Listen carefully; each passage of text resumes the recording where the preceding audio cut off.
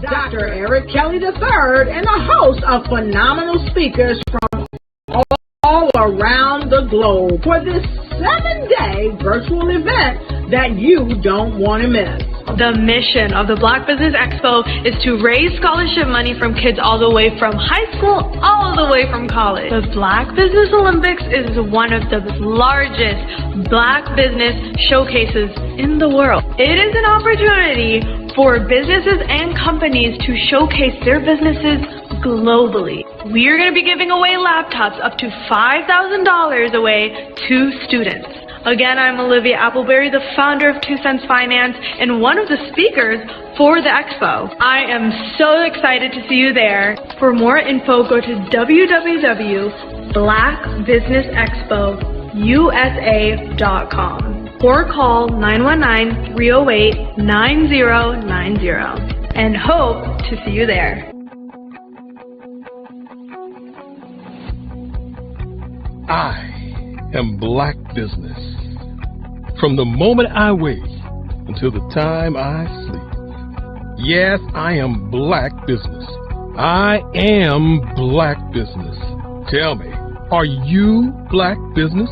I am Black Business. Do you support Black businesses? Listen, I support Black business because I am Black Business. Black Business Expo, one of the largest business showcases in the history of Black business in the world. The world! Sign up today at www.blackbusinessexpousa.com or call 919-308-9090. I am Black Business. I am Black Business. From the moment I wake until the time I sleep, I am Black Business. I am Black Business. Are you Black Business? I am Black Business. Do you support Black businesses? I support Black business because I am Black Business. Black Business Expo, one of the largest business showcases in the history of Black America in North Carolina. Join Dr. Eric Kelly III and a host of phenomenal speakers from all around the globe for this 7-day virtual event that you don't want to miss. The mission of the Black Business Expo is to raise scholarship money from kids all the way from high school all the way from college. The Black Business Olympics is one of the largest Black business showcases in the world. It is an opportunity for businesses and companies to showcase their businesses globally. We are going to be giving away laptops up to $5,000 away to students. Again, I'm Olivia Appleberry, the founder of 2 Cents Finance and one of the speakers for the expo. I am so excited to see you there. For more info, go to www.blackbusinessexpousa.com or call 919-308-9090 and hope to see you there. I am Black Business. From the moment I wake until the time I sleep. Yes, I am Black Business. I am Black Business. Tell me, are you Black Business? I am Black Business. Do you support Black businesses? Listen, I support Black business because I am Black Business. Black Business Expo, one of the largest business showcases in the history of Black business in the world.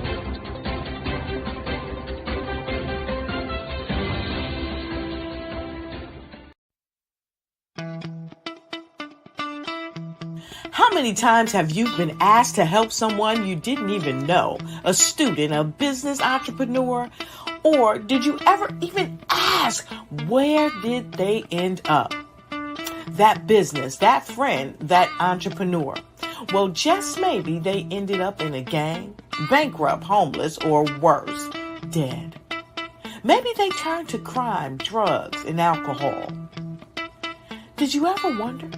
Did you destroy their dream, or was your life always so easy?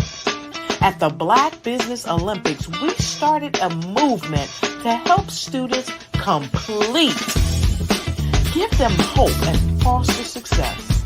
Help them to leave their dreams of providing laptops, computers, and up to $5,000 in scholarship funds. Today, we ask you to help a student, a business owner, or an entrepreneur to realize their dream by sponsoring them, supporting them, and buying from them. Consider this.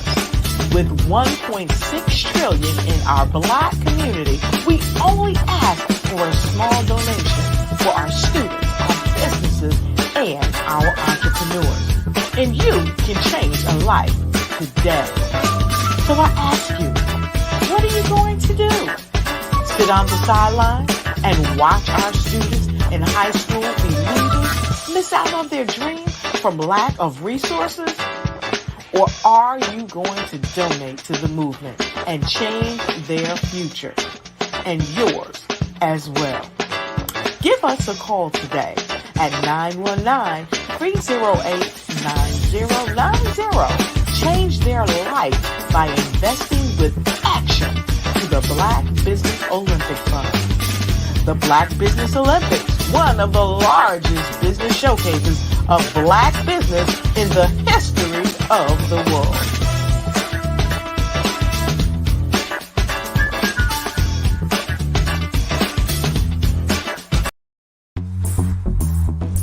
Attention all entrepreneurs and companies. Are you looking for reliable and efficient virtual assistants and back office support to help you manage your business tasks? Look no further than Superwoman Business Services.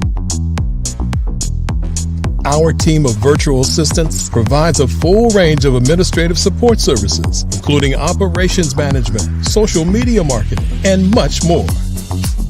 We also offer website design services to help you create a professional online presence that reflects your unique brand. In addition to administrative support and website design, we offer business development and structuring services to help you grow your business and achieve your goals.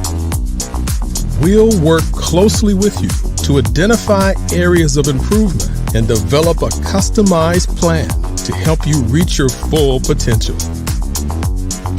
At Superwoman Business Services, we understand that running a business can be overwhelming and time-consuming. That's why we're here to help you fly high and achieve success. Our virtual assistants are highly skilled, experienced, and dedicated to providing you with the support you need to thrive. Come fly with us and take your business to new heights. Let us help you become the superhero entrepreneur you are meant to be.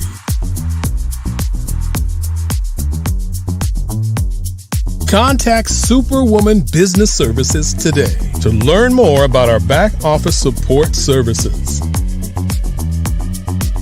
Come fly with us and take your business to new heights.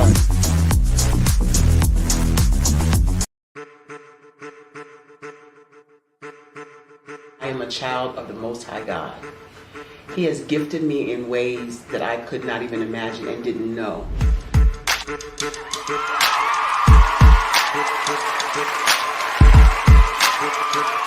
There was a time when I didn't know who I was. I listened to other people tell me who I should be, what I should do. I listened to people telling me that I should be a boutique owner, that I should be a construction manager, that I should be a laborer. Have you ever felt like you should do something else, be something else, go somewhere else, be wherever you wanted to be, and you felt like you were in a box? Anybody in the room? And you couldn't get out. Anybody in the room? And you kept trying to go and go and you couldn't get out. Anybody in the room? But let me tell you, you need to rock the box. Rock the box.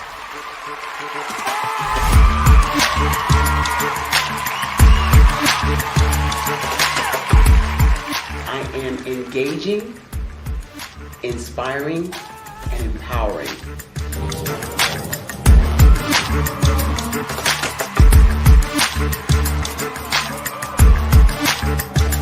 I would give you everything I know.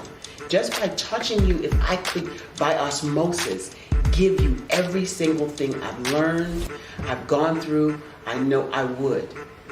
We know that's not possible, but as it is possible, I love to share information with people. Some of you out there, people have told you that you can't be, you can't have, you can't do.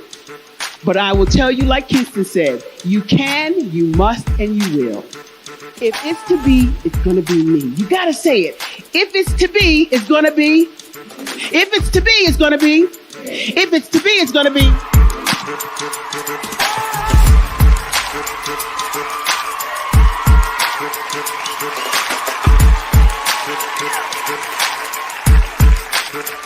Barbara is because she believed what her mama said about her and not what other people told her. Every day you wake up, when you're in a situation, it's your choice whether it's an advantage or the disadvantage. She gained her confidence and her life, and now she is a testimony. If I can help you elevate yourself, then I feel like I'm elevating my own self as well. What you know and I know together can change the world.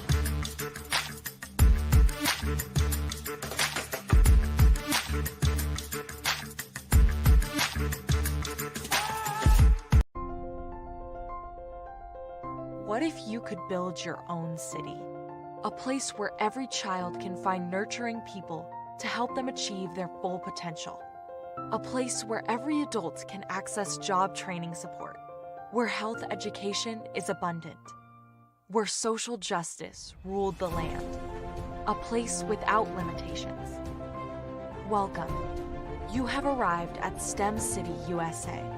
It is what every city should be. A safe and trusted community where you find people and resources to help you become everything you are and beyond.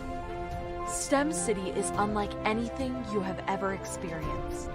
It is a digital twin of the world around you, only better. STEM City is about energy and soul renewal. It is more than a digital world. You can almost feel the power of live cultural events, music, and theater. STEM City promises a better future for children with caring mentors and hands-on activities with dedicated tutors to support our youth. STEM City is your passport to a healthy lifestyle with weekly events addressing our community's many issues. STEM City is your financial well-being with helpful information on wealth management, career advancement, job training, and so much more. STEM City is the community you deserve. It is the city where your dreams can come true. STEM City USA, a place in the sky that is accessible to all who reach for the stars.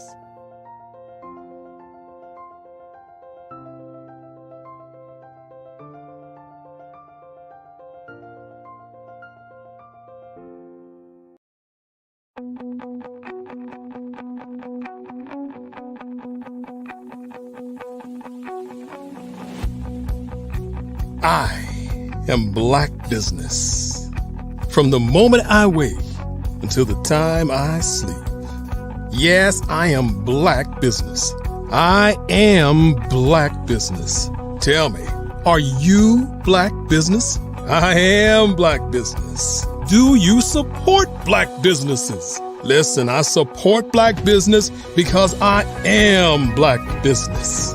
Black Business Expo, one of the largest business showcases in the history of Black business in the world.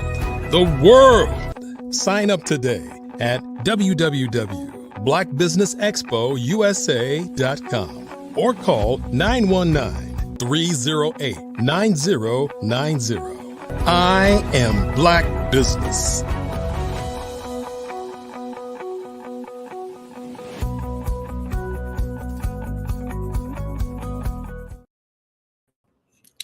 Good day.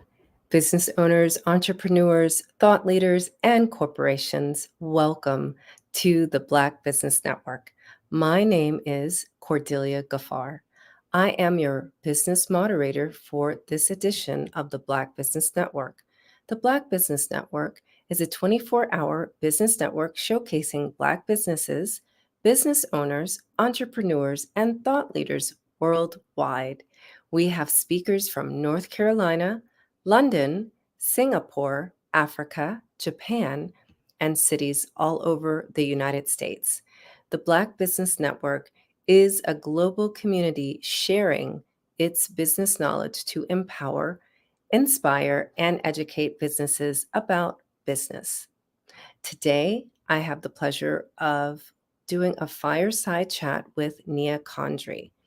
Nia Condrey embarked on her real estate journey in 2014. She has cherished every moment of it. Originally from Pittsburgh, Pennsylvania, she completed her undergraduate degree at Duquesne University and furthered her education with a Master of Science degree in Human Resource Management from La Roque College. Boasting over 2 decades of sales experience, Nia has seamlessly navigated property management, new construction, and successfully overseeing assets and sales exceeding $500 million.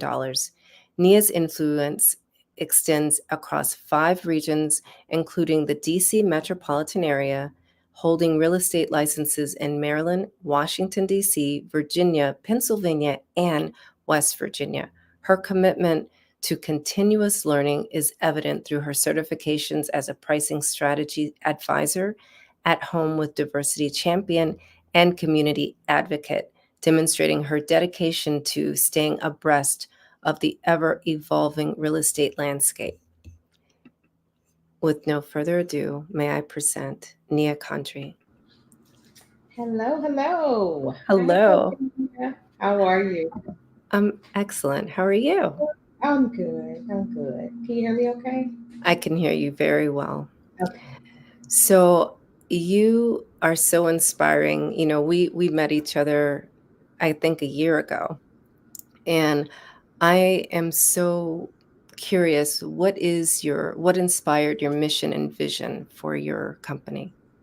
Thank you. So I think what inspired the mission and vision was I actually always wanted to have my own real estate brokerage, but as I was doing real estate and working in property management and just different areas of real estate, I always met somewhat of a barrier to being able to help people. And so it was really just a vision that God gave me to start my brokerage and be able to give back to the community and also have some flexibility and independence. So because I'm an independent broker and my brokerage is independently owned, I have a little bit more flexibility with the things that I can do to help bridge the wealth gap for people that look like us, underserved communities, and educate and just come up with different creative solutions for people to protect them, really. I mean, at the end of the day, naturally, I'm a nurturer, I'm a mom, I have 3 beautiful girls, but it's kind of the same for my clients. Your microphone, I think, dropped. Uh-oh. Can you hear me? I can, but the volume has gone down a little bit.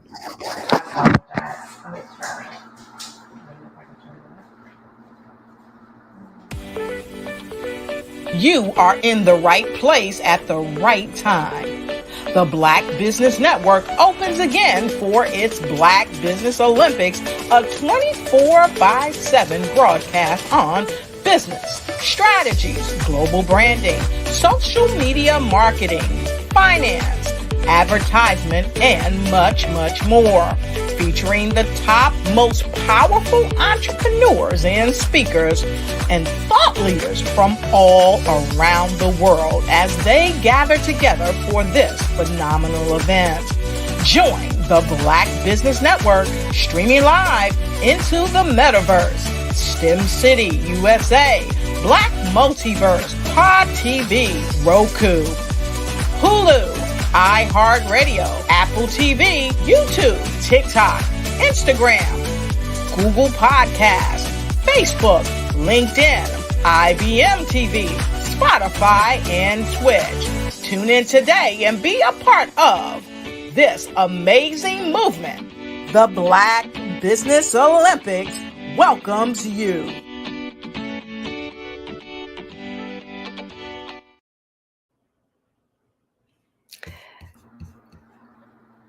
Hello again. Yay. So go ahead, continue. So I was saying that naturally, I am a nurturer. I'm a mother of three. I have three beautiful girls, and so although my clients aren't my children, I still naturally want to make sure that they're protected. And there are a lot of different predatory kind of strategies that people use against people who don't know or have the education that I have as a realtor or broker. And so, the goal is to protect our biggest asset a lot of times, which is our homes a lot of times, and making sure that we can use that as a vehicle, as a vessel to build wealth for our children and, our children's children, and kind of, whatever that looks like. Sometimes it does look like selling a home. Sometimes it looks like, renovation. Sometimes it looks like, staying in a home. It could be a lot of different things. So just exploring those options with my clients and making sure that the decision is a sound decision for what situation they're in and whatever they're going through. Yeah, I'm glad that you brought up the point of predatory practices in real estate. So can you talk about that a little bit so people will know what to look for? I'm not 100% against wholesaling. Sometimes it can be beneficial, but there are often times where people basically are devaluing your property. They're offering you a lot less than what your property is really valued at, and if you don't have the education or someone you can trust to be able to go there and find out what is the true value of my home, who knows how to actually do a comparative market analysis, who knows how to add and subtract as far as renovations that have been done or renovations that need to be done, and what that true value will be, what we call the after repair value. And so, it's honestly just protecting you in a way that, or protecting my clients in a way that the decision that they make, no matter what it is, if they decide to sell, like I said, that they are making a decision that's best for them. And a lot of people also don't know that sometimes a small fix can be a large return on their investment. And so, a lot of times people, if they fall behind or if there's, life changes or life's right for people, Yes. then it's hard for them to see the forest for the trees, if you will. So, Yeah. I want to be that kind of the eyes and the ears, and also my agents. So I have 7 agents, but the eyes and the ears to be able to help kind of navigate that process so that it makes sense and that you feel safe, you feel protected. If you decide to sell, that's ultimately going to be a good decision for you and your family down the road. If you decide to stay, and so on and so forth. And just being able to see that those small changes can make a huge difference. Sometimes, a fix could be $6,000-$7,000, and that could be a return of anywhere between $30,000 and $40,000 on the property. Yeah. And so those are the things that where someone will come in and like I said, the predatory practices and say, hey, your property, I'll give you this amount for your property. And, if it works for you, fine, but then you also are leaving money on the table. And our goal is to not have you leave money on the table if you do decide to sell. And if you can stay and build equity, that's also an option. There are options to hold your properties and turn them into rentals instead of selling them. So there are different ways to build wealth and with real estate. And so our goal is to help educate people on how to do that.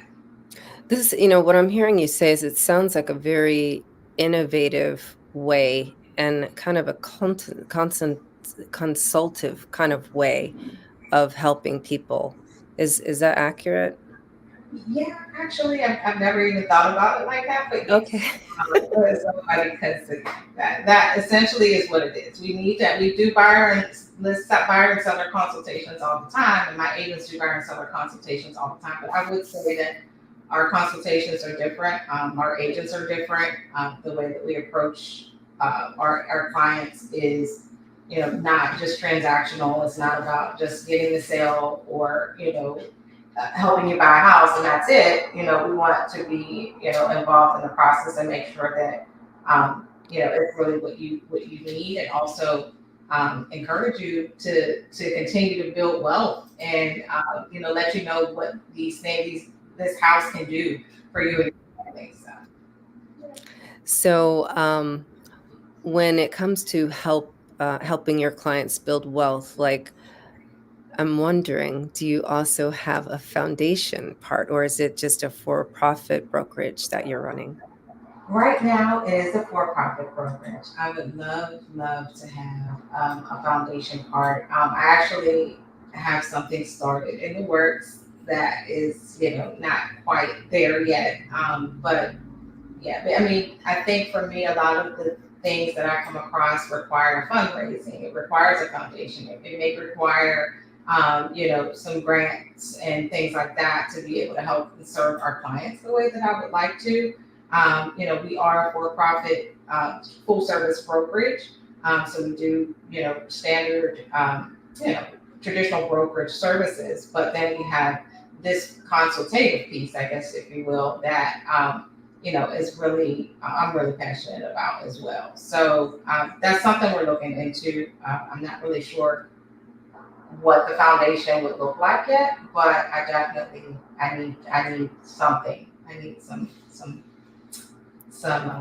guidance on what to do and how to get that done. Because I'm trying to build, and at the same time, I want to help. So, Right. Yeah. It's a fun place to be in when you have a big heart, right? yeah. And you see a lot of need. So I want to pinpoint exactly. I'm going to go back a little bit. I Okay. didn't mention the name of your company, and so Oh. I know that there's a reason behind the choice of words. So So the name of my brokerage is Purpose One Realty. mhm. And purpose is actually what my name means. So Nia means purpose in Swahili. And that's one of the reasons why I chose that, but also just fulfilling your purpose and being of purpose in everything that you do. And I've always liked the word purpose, maybe because that's what my name means. But my name is Nia Malika, so it's purpose, and my middle name means African Queen. Oh. So that is part of it. The other part of it is that we donate some of our, we donate some of our resources, so our time and some of our financial resources to our communities. So it's actually several different organizations right now that we work with in the community, but they're not all housing related. Sometimes it's health related, because housing is a social determinant of health. And so sometimes it is, we do things with the county health department, we do things with maternal health, we do things with just social and economic health. And so we try to give our time and resources to things that are going to move the community forward so that we can kind of grow together and bridge the wealth gap together. So. Yeah, that's so important. I see that you're heavily part of your local community, and you are very purpose driven. So, what is the process of helping someone to let's like share with me like a regular scenario that you'll encounter when you're helping clients?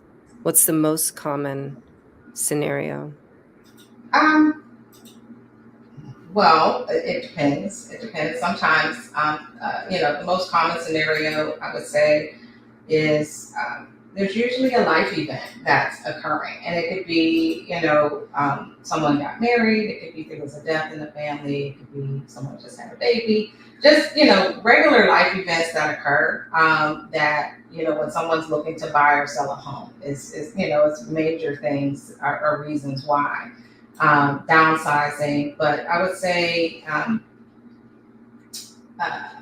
had several recent examples where, a lot of times it was more financial. So there's a financial strain, and there are sometimes when people are pending foreclosure or pending, or in pre-foreclosure where they're, trying to save their house and so, the answer isn't always just sell the house.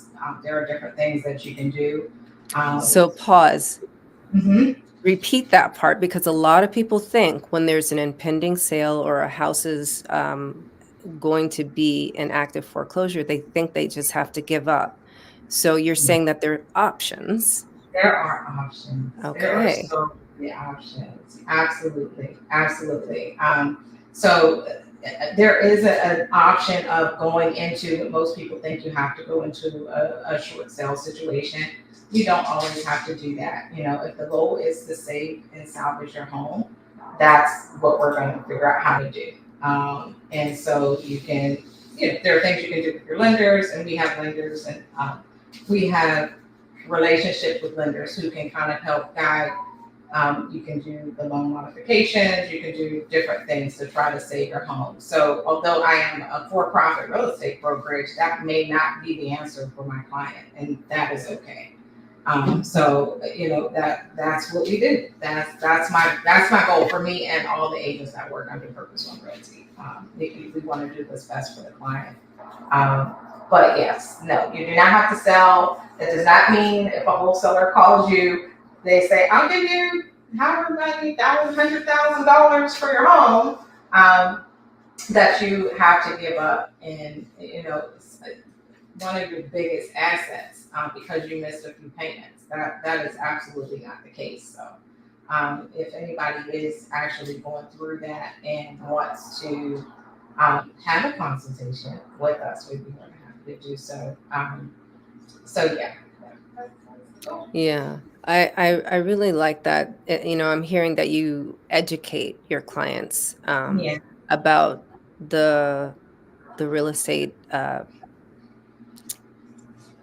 what do I say? Different options that they have with their homes, different options they have in recouping their financial situation, and so much more. And I know, like, here on the Black Business Network, we are also about wealth building. So some of the things that this is one of the reasons why I wanted to have you on, because a lot of people think of real estate, it's like, oh, we're just going to make, millions of dollars. But there is like a human side of real estate. And that's what Purpose One Realty is about. So thank you. I appreciate that. That's what we do. And so when my agents are recruiting, I recruit my agents and everyone is hired to come on board, they know that this is what our mission and vision is. This is, they are required to contribute to their communities as well, and their respective communities, and donate time and resources as well. And so that is decided early on before they come on board to Purpose One Realty.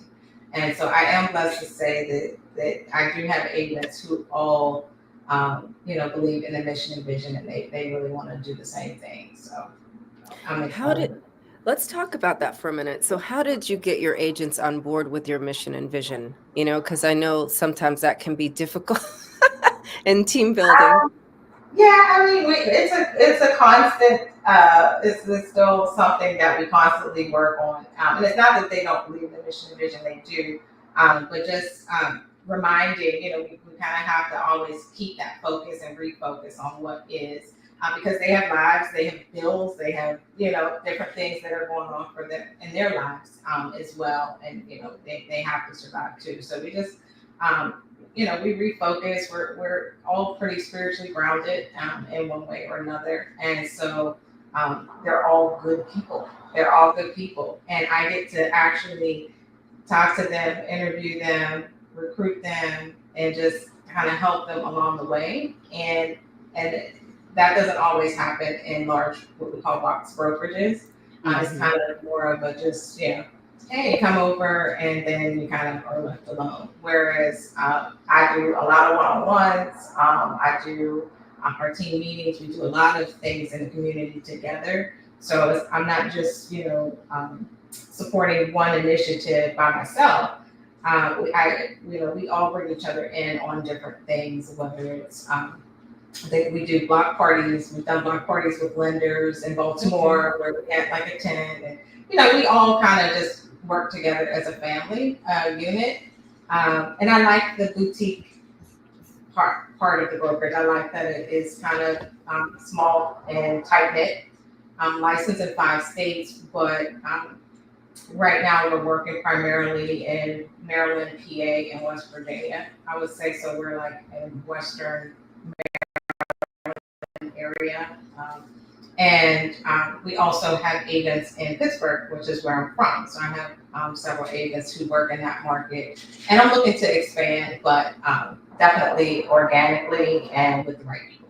Yeah, with the right people. But it seems like it's very easy for, there's something called story branding. And so it sounds like you're bringing them right into the story of Purpose One Realty, right? And so that story is we're community builders, we're wealth builders. And so by being with your team in the community, they, I'm sure that inspires something within them. Yeah, it does. I'm excited. I honestly didn't know how successful, like the vision that I had was going to be. And there's still work to do, but it's all something that comes naturally to me and also my agents. When we're out, we're having a great time. We're engaging with the community. We're boots on the ground, talking to everybody who comes up. We're not, it doesn't matter what's in your bank account. We're gonna, if you need education or you need help with something, or you have a need to sell your home, buy a home, if you want to become an investor, we're open to answering all of those questions when we're at those events. And so that's what we do. We're out there educating people and doing mini consultations, I guess. Yes. So it's fun though. We make real estate a lifestyle. And so that's what I tell all my agents. It's our lifestyle. So like if we're in the grocery store or we're at the gym or wherever you are, whatever you enjoy, it needs to be natural. We're not hard selling people or anything like that. Just make sure that it's part of your life and who you are, and it's going to work out. So yeah, just being in the conversation constantly with people. So I heard you say whether or not it's investors. So you have investors also in your community building. Okay.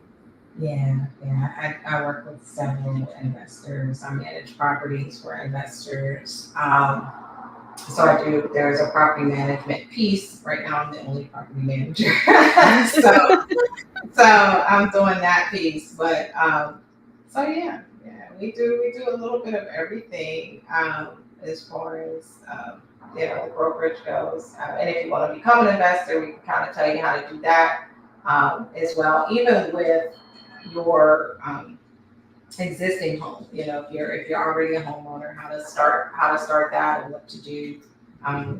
We have lenders, we have hard money lenders, we have commercial lenders, we have that we have relationships with that we can connect you with depending upon the situation or circumstance which you're trying to do investment wise. So. Yeah, and I'm also an investor myself. So. Oh, okay. Was that something born out of the brokerage, or was it the other way around? I love real estate. So, I mean, it was the other way around. I started the brokerage. Well, we did acquire one house after I started the brokerage. I think. I'm sorry. I apologize. I started You're talking. Yeah, I was about to say you're looking at your director of operations, also known. I forget when I'm on these things sometimes. I'm sorry, but that's okay. So we he, and you know what he did? He goes.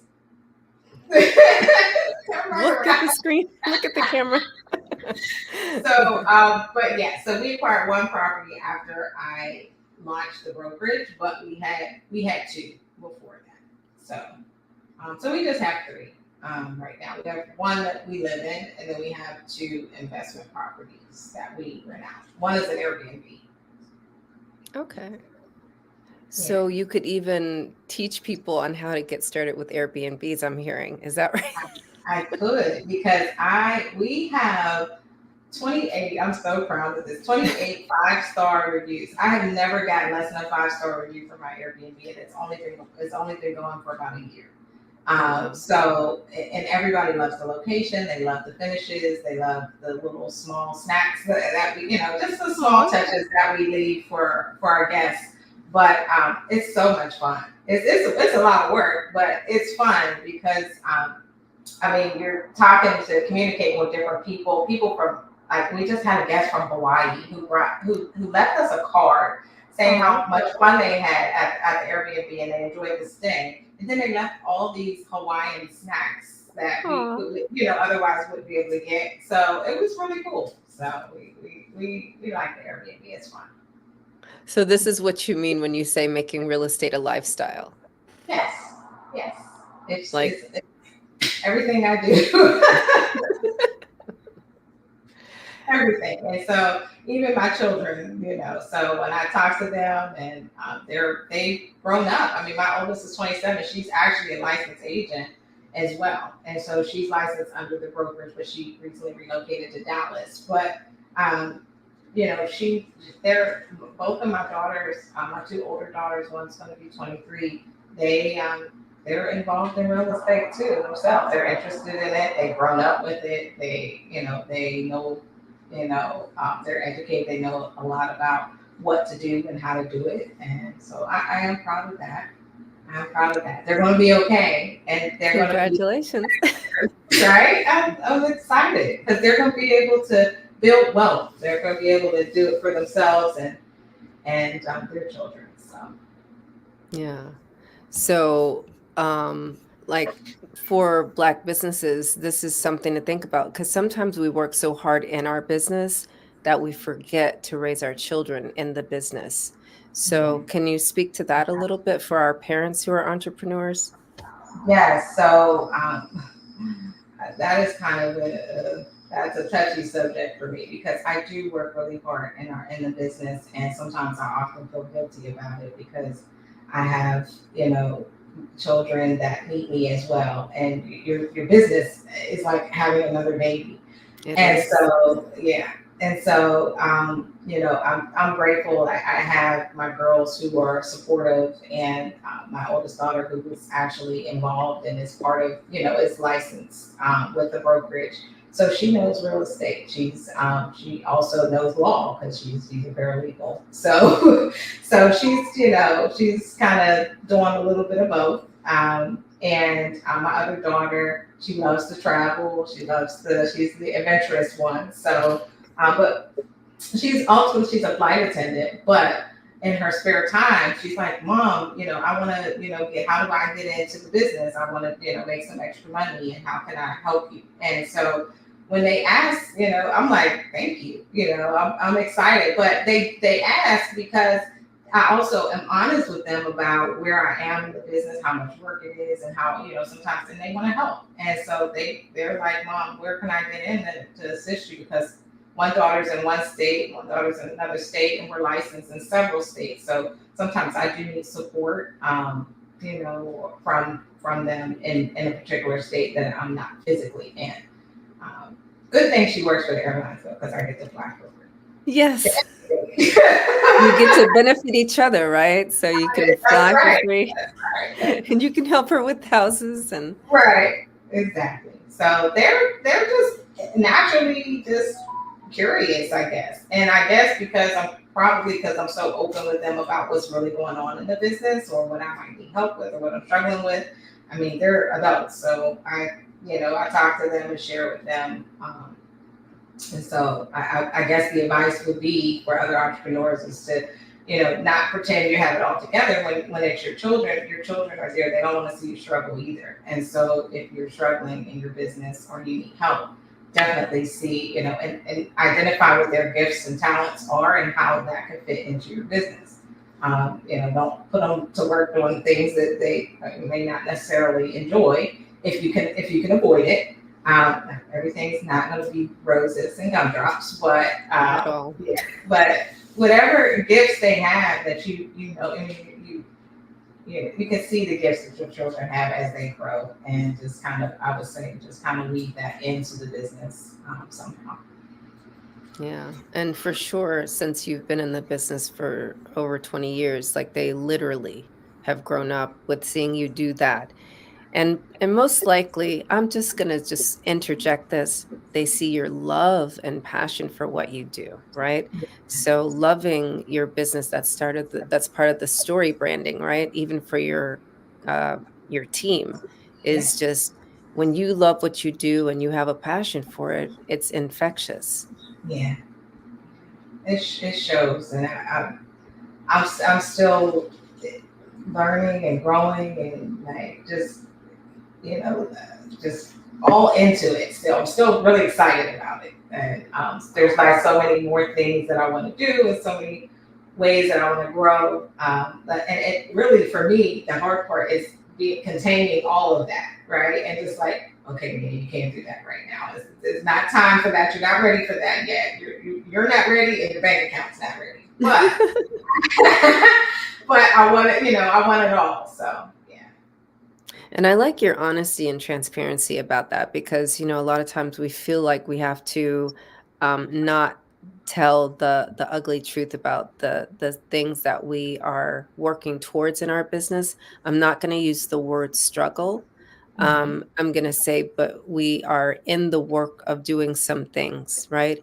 And it's good to know that you are side by side, you're embracing, it's like, okay, I'm working towards this. This will sit here until these things are in place, right? Yeah.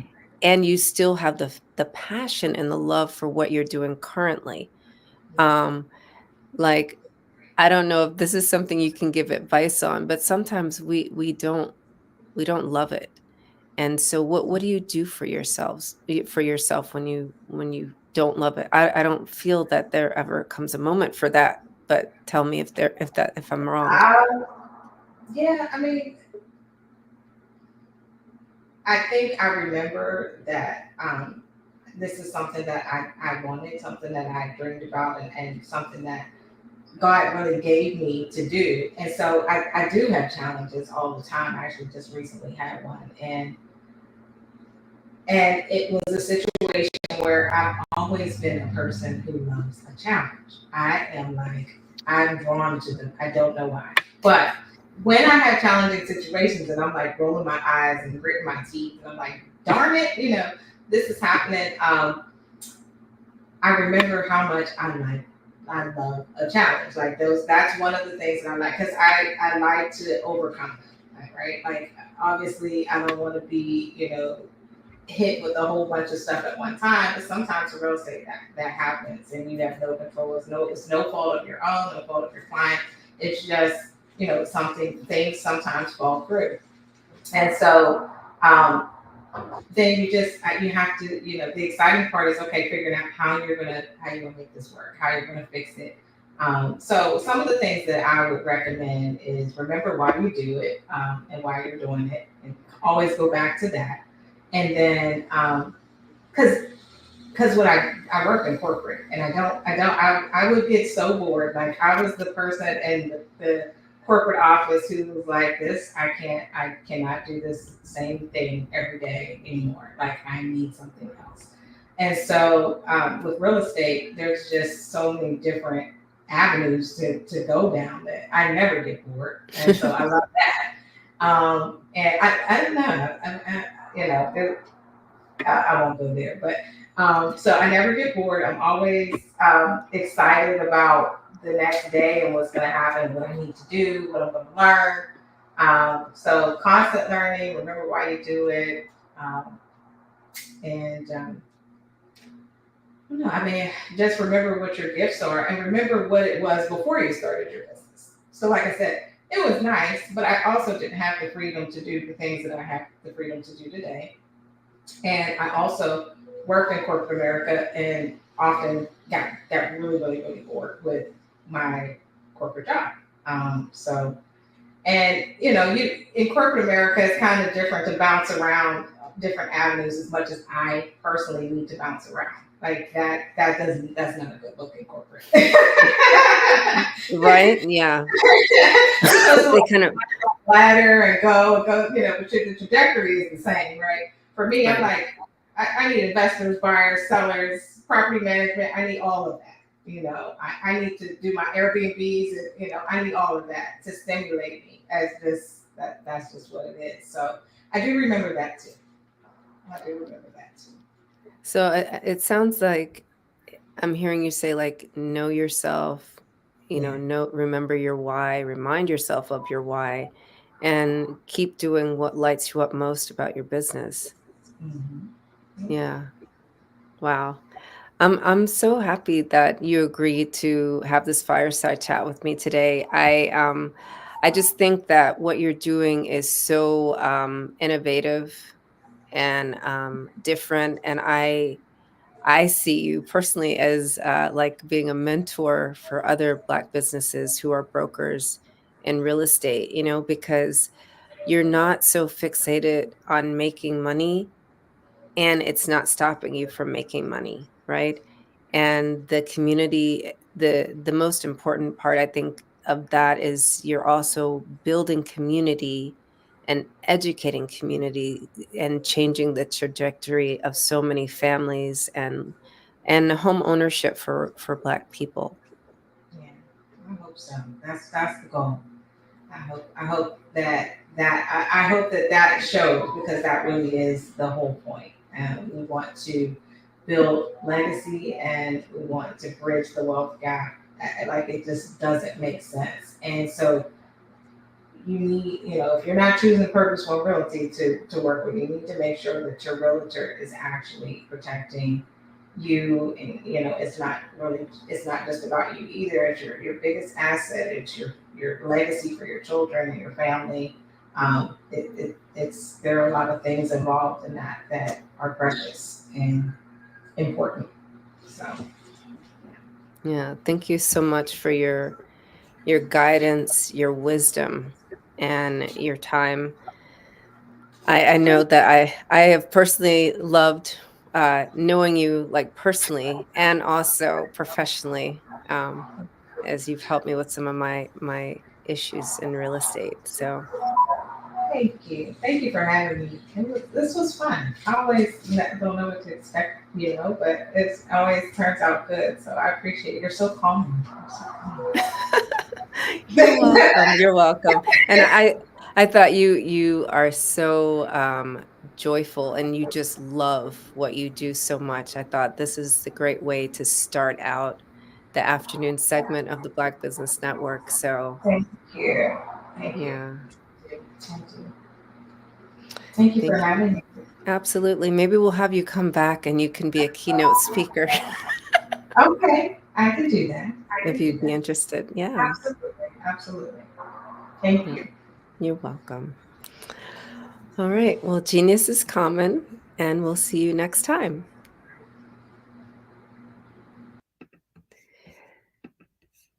So that was Nia Condry of Purpose One Realty.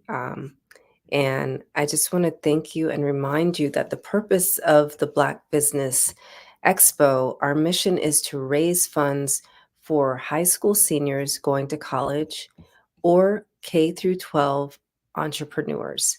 This expo is a fundraiser for students.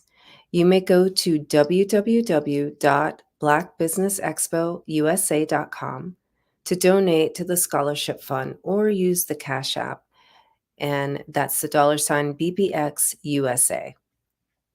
Our goal is to give laptops and up to $5,000 to 10 students. And students can also register online at www.blackbusinessexpousa.com. Every dollar counts, so we want to remind you to donate to the scholarship fund.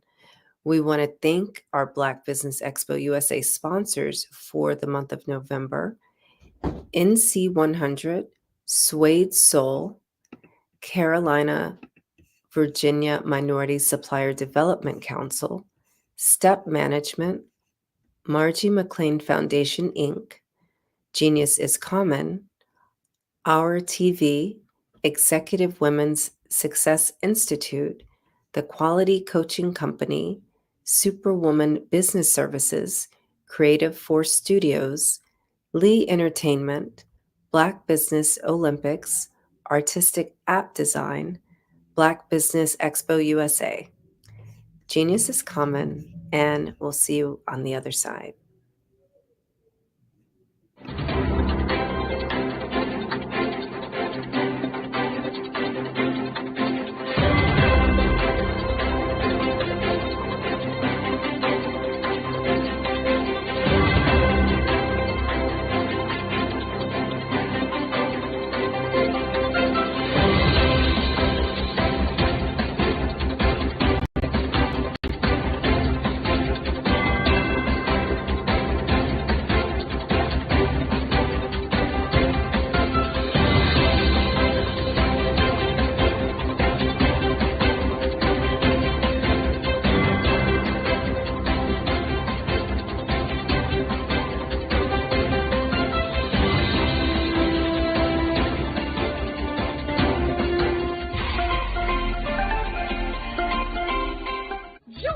Dr. Eric Kelly III and a host of phenomenal speakers from all around the globe for this 7-day virtual event that you don't want to miss. The mission of the Black Business Expo is to raise scholarship money from kids all the way from high school, all the way from college. The Black Business Olympics is one of the largest Black business showcases in the world. It is an opportunity for businesses and companies to showcase their businesses globally. We are going to be giving away laptops up to $5,000 away to students. Again, I'm Olivia Appleberry, the founder of 2 Cents Finance and one of the speakers for the expo. I am so excited to see you there. For more info, go to www.blackbusinessexpousa.com or call 919-308-9090 and hope to see you there. I am Black Business. From the moment I wake until the time I sleep. Yes, I am Black Business. I am Black Business. Tell me, are you Black Business? I am Black Business. Do you support Black businesses? Listen, I support Black business because I am Black Business. Black Business Expo, one of the largest business showcases in the history of Black business in the world. The world! Sign up today at www.blackbusinessexpousa.com or call 919-308-9090. I am Black Business. I am Black Business.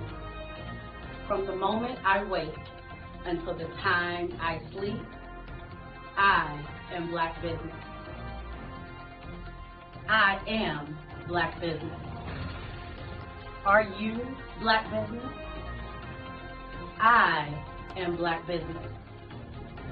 Do you support Black businesses? I support Black business because I am Black business.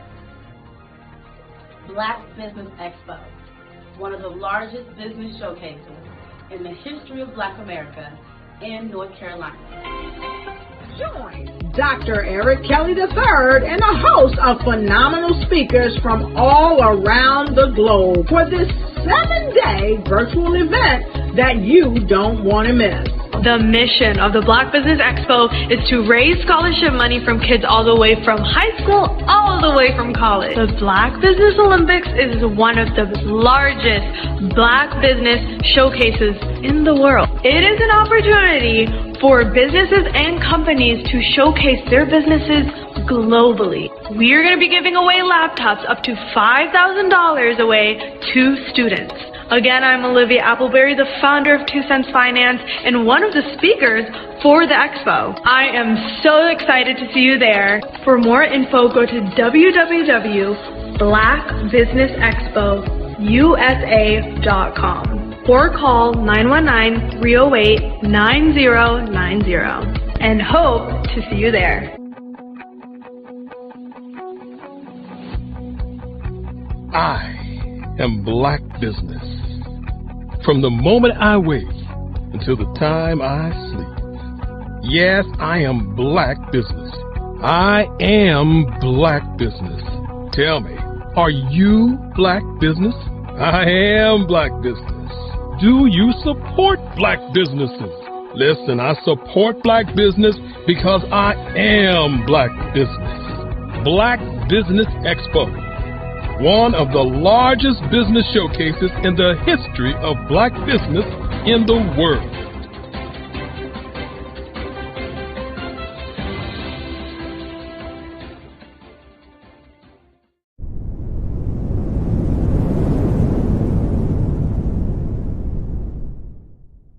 Hello, I am Dr. Eric Kelly III, the visionary strategist and founder of the Black Business Olympics.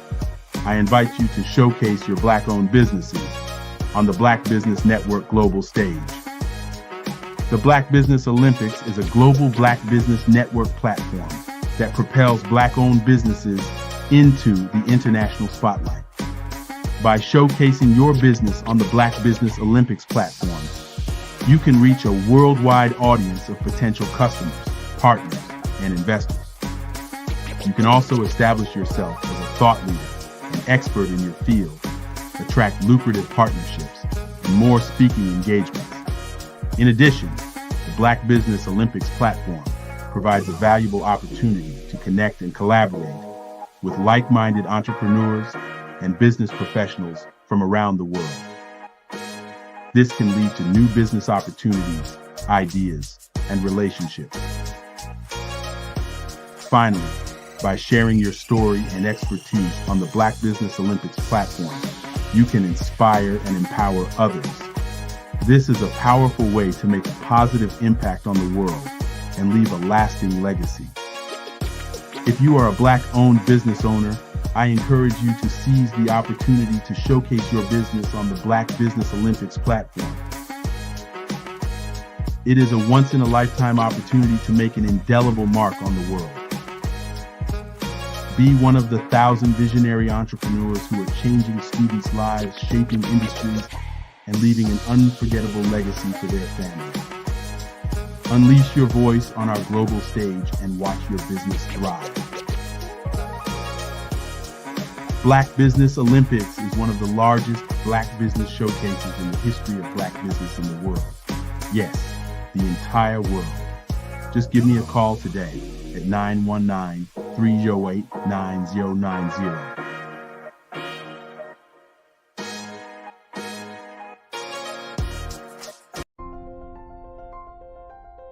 What if you could build your own city?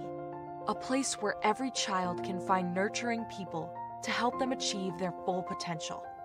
A place where every adult can access job training support, where health education is abundant, where social justice ruled the land. A place without limitations. Welcome. You have arrived at STEM City USA. It is what every city should be. A safe and trusted community where you find people and resources to help you become everything you are and beyond. STEM City is unlike anything you have ever experienced.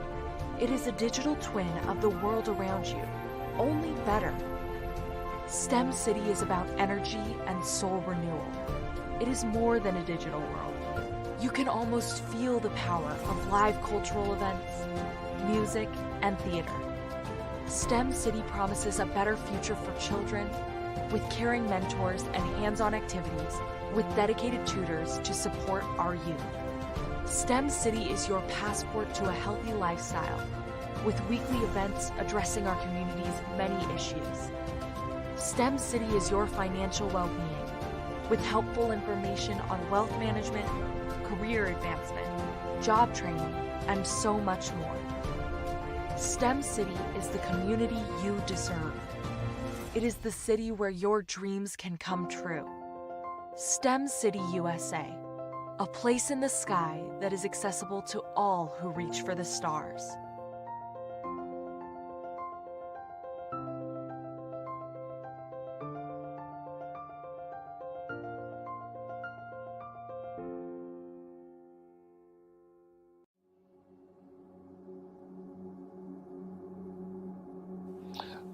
I was born and raised in southeastern West Virginia, the coal fields. My father was an AME minister. For me, I was very fortunate. Even though I grew up in the segregated South, I was surrounded by flourishing Black businesses, doctors, lawyers, bankers, dentists. They were all there and they were all successful. And I guess that's part of my dream, is to see that success come back. My name is Joseph Simmons, and I am the founder of the Center for Micro-Entrepreneurial Training. We have this moment in time where we can change the trajectory of people. And our focus is on women, Black and brown entrepreneurs, and their access to capital, their ability to build thriving businesses, the ability to employ people. There's a study that showed that in those three communities, especially Black and brown communities, $1 stays in those communities for 30 minutes. In white community, $1 stays in their communities for 8 hours. So think about it. For you in a Black or brown community to get gas, to get food, to go to a restaurant, you've got to leave your community, take those dollars out of that community and take it to another community that's already being well served. So if we can reverse that, if we can go from 30 minutes to an hour to 2 hours, that's progress. That's what we need to do. I was with SCORE. And then in May of 2020, of course, the events happened in regards to the murder of George Floyd. The other thing that I was experiencing was the denials of federal funds for small businesses. And it revolved around one thing. These businesses were not being prepared for grants and for government programs. And I came up with the idea for the Center for Micro-Entrepreneurial based off those two things. Morgan Stanley had a report out in 2020, first quarter, and it talked about there were 3 groups that were massively devastated by COVID-19 on their business. That was 1, women, number 2, Black, and number 3, brown entrepreneurs. The research showed that they had less cash on hand, they had less opportunity to go into a bank and get money, and they were very dependent on family and friends to keep their business up and running.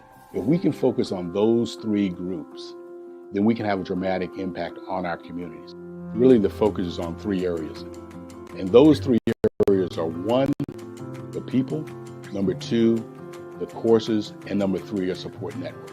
Here at CMAT, we will provide you with the fundamentals for generational success.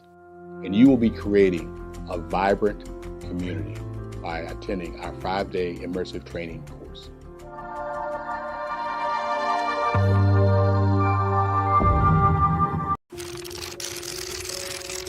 Bravery is not the absence of fear, but the ability to overcome it. We stand for those who defy suppression, who speak out, and those who walk the road less traveled. Everyone deserves to be seen and their voices be heard. We're sparking a movement, growing a community of creators united by the desire for freedom, choice, equity, and ownership. At Fanbase, it's all for one and one for all. We support each other to guide, promote, and uplift you in a place where you can unapologetically be yourself. A place where your voice, ideas, and creativity are not just welcomed, but celebrated. We are Black founded, minority funded, and supported by a diverse, inclusive, powerful community that believes in the strength of authenticity and individual choice. Regardless of success or background, we welcome you, the marginalized, the underappreciated, the successful, the superstar. We're for all who seek a space to express themselves freely, where they are rewarded for being their authentic, true self. We transcend labels because only we have the right to define ourselves. We are built for the brave, the culture, the creators, and for the future where everyone has a power to shape their own destiny, where all are empowered, voices are amplified, and freedom is embraced. For the first time, you have a chance to own the platform you helped make popular. It's a revolution, a movement in how we connect, create, and share. Everyone is a creator, and everyone has a fan base.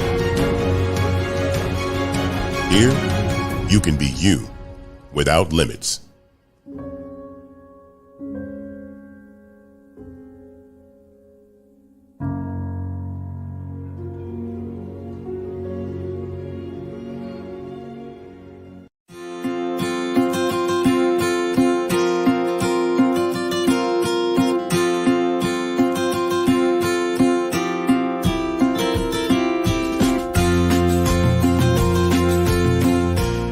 Hello, my name is Rochelle. I am 11 years old, and my genius is entrepreneurship, and my genius is comedy.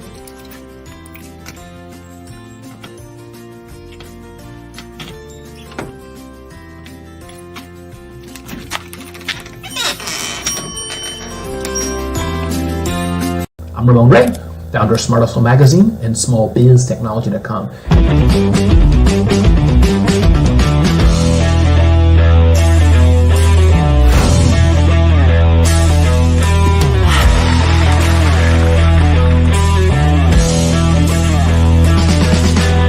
You're here today to celebrate small business success. Stand up on your feet. You rocked the house. It was amazing. Didn't we learn? For me, success comes from failure. One thing not to do is shake somebody's hand like this.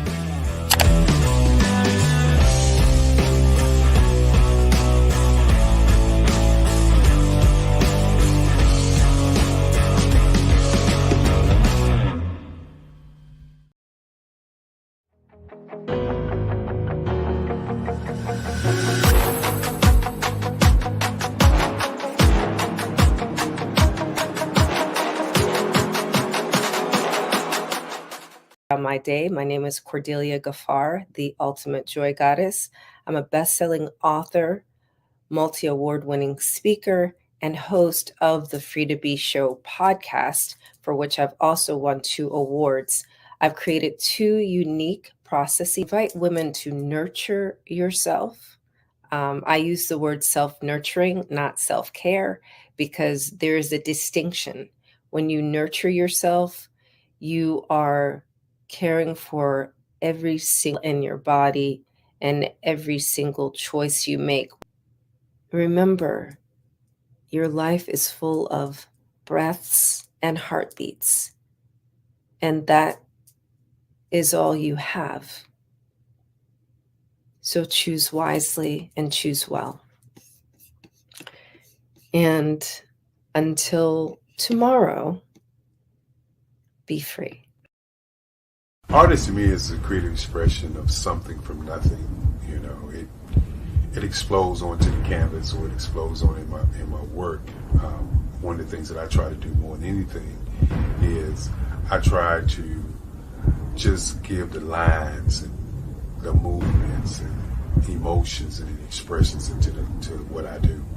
Art really means to me a chance to express how I feel deep down inside. Most of my art begins as a thought that I might have, you know, whether it's sports, whether it's history, whether it's a woman or a man. It pretty much starts as an idea of thought before I get into the actual image of what I'm going to draw. I do a lot of historical pieces. I was a history minor in college, and I love to do history pieces. And a lot of times I'm thinking about history, and then I try to make that history impact you as you look at it. That's one of the reasons I do pictures so large. People ask me, why do I do pictures so big? And I tell them, I want the piece to impact them as they're looking at it, to kind of dominate them, dominate their space. And most of my pieces I try to do off page. I don't try to do anything that's going to be in those four corners, or in a square. And I want your imagination to be a part of the piece that you're looking at.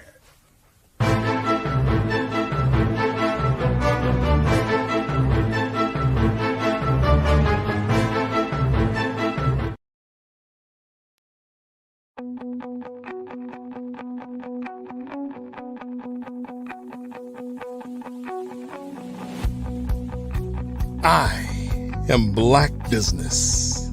From the moment I wake until the time I sleep. Yes, I am Black Business. I am Black Business. Tell me, are you Black Business? I am Black Business. Do you support Black businesses? Listen, I support Black business because I am Black Business. Black Business Expo, one of the largest business showcases in the history of Black business in the world. The world! Sign up today at www.blackbusinessexpousa.com or call 919-308-9090. I am Black Business.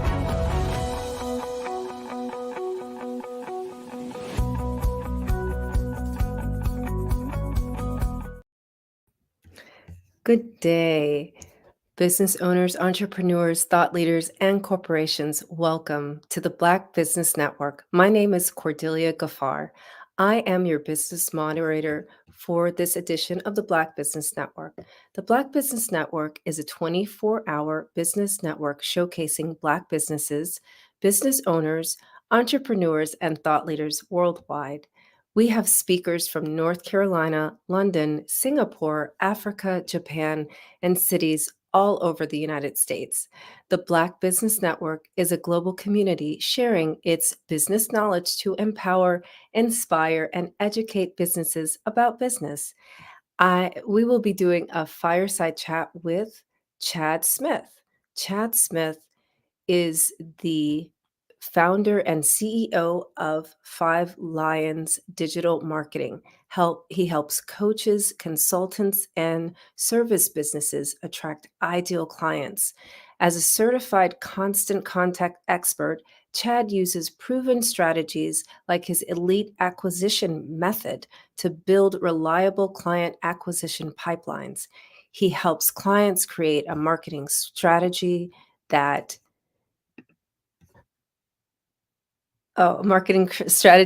creates more freedom to focus on working in their business rather than on their business. So I present to you now, Chad Smith. I couldn't ask for a better introduction from the amazing Cordelia Gaffar. Thank you very much. You're very welcome. Welcome to the Black Business Network. So tell me, what is this elite acquisition method? Well, to go into that, we have to go way back in time. So we have to pull out our time machine and go back to when I was 20 years deep into the fitness business, owned a couple of gyms. What I was taught by my early mentors was the importance of systems in a business. So I had a lot of training knowledge, and I had the ability to attract clients, but what I didn't have was the system to engage them, keep them excited, and give them what they needed to continue to get results, even when they're not in the gym. Because you and I both know 90% of the results in the health and fitness space is what you do outside the gym.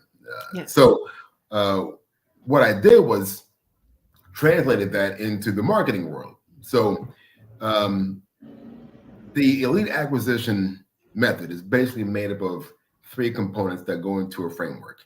It's attract, engage, and empower. And that's what I use to help craft the strategies from my clients to help them attract their ideal clients, help engage them, and then also help empower them to get the best results they can and to also become their greatest champions.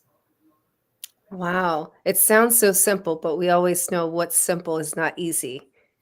100%. Right. So I'm wondering, what does that have to do with the name of your company too? Like, how did you choose Five Lions Digital Marketing? Well, I'm a big Saturday morning cartoon nerd. You know, growing up back in the see, you're getting it now. So, you know, growing up back in the '80s, there was a cartoon called Voltron, and Voltron was my favorite cartoon. I would watch it every day after school. But the premise is, most of our businesses, we work on tactics. We don't work on strategy, and tactics are what strategies are made of. Tactics are tools, strategies are systems. So with the Voltron theme, in case you're not familiar, Voltron was a giant robot that was made up of 5 robot lions. And each one had its own powers and abilities, and then they all combined to form the perfect robot defender. So that's what I help people do, is help them build a complete strategy that helps them form Voltron within their own business. So you make us superheroes. Exactly. Make you the hero of your own story. Exactly. Okay, so let's talk about that. I brought that up in my previous fireside chat about story branding. So now that you're a proper marketing person, can you tell us what exactly story branding is? Well, and the benefits of it, yeah. Well, the benefit is what I've come to understand as far as what the core of good marketing is. It's telling a story. It's creating emotions, creating feelings, creating a connection to your brand that would lead them to believe in your product or your service. And whoever tells the best stories wins in the marketplace. So if you and I had competing products, if you and I were both marketers, or you and I were both joy goddesses, if someone well, were you would be a joy god. Listen, hey, listen, listen. But here's the thing, is that if you and I were both competing for the same business, and we were very similar in offers and very similar in pricing, what it comes down to is how we make our potential customers or clients feel about our brand. And that's where stories come into play. Now, stories, everyone's got an origin story. Everyone has stories that they can tell about their clients, about how their service or their product has transformed their client's life or business. And the more stories you tell, the more connection you get, and the faster you're going to build your business, rather than competing on features and benefits. Like that's a dime a dozen. Everyone's got, like, back in the gym world, everyone has treadmills, everyone has weights, but do you have success stories? Mm-hmm. You have stories of how you took someone from here to here, and in how much time, and how has their life improved by working with you. So that's what I mean. That's why telling stories is so essential. And I'm a big comic book nerd, and I feel like that's why I've become so good at telling stories. It's because did we lose Cordelia? Oh, there she is. Yeah, I'm a big comic book nerd. I used to have boxes and boxes of comic books, and I learned how to tell stories from reading comic books. And there's always a hero in the story. There's always a villain, and there's always a guide, right? And there's always a fear. There's always a hope, and there's always good triumphs over the villain. And that's it, really. When you construct your stories, your client is always the hero. You're the guide, and their greatest fears or their least desired outcome, or what's keeping them from their most desired outcome, is the villain. So who would the villain be? The villain is now here comes the marketing part. Here comes the brilliance. Sometimes you got to create a villain. Create the villain. Okay. Say more. Sometimes you have to create the villain. in someone's mind. So if we look at politics right now, no matter what side of the aisle you're on, someone has to be a villain, right? So you have to create a villain to create a solution and to create hope. You have to have a villain.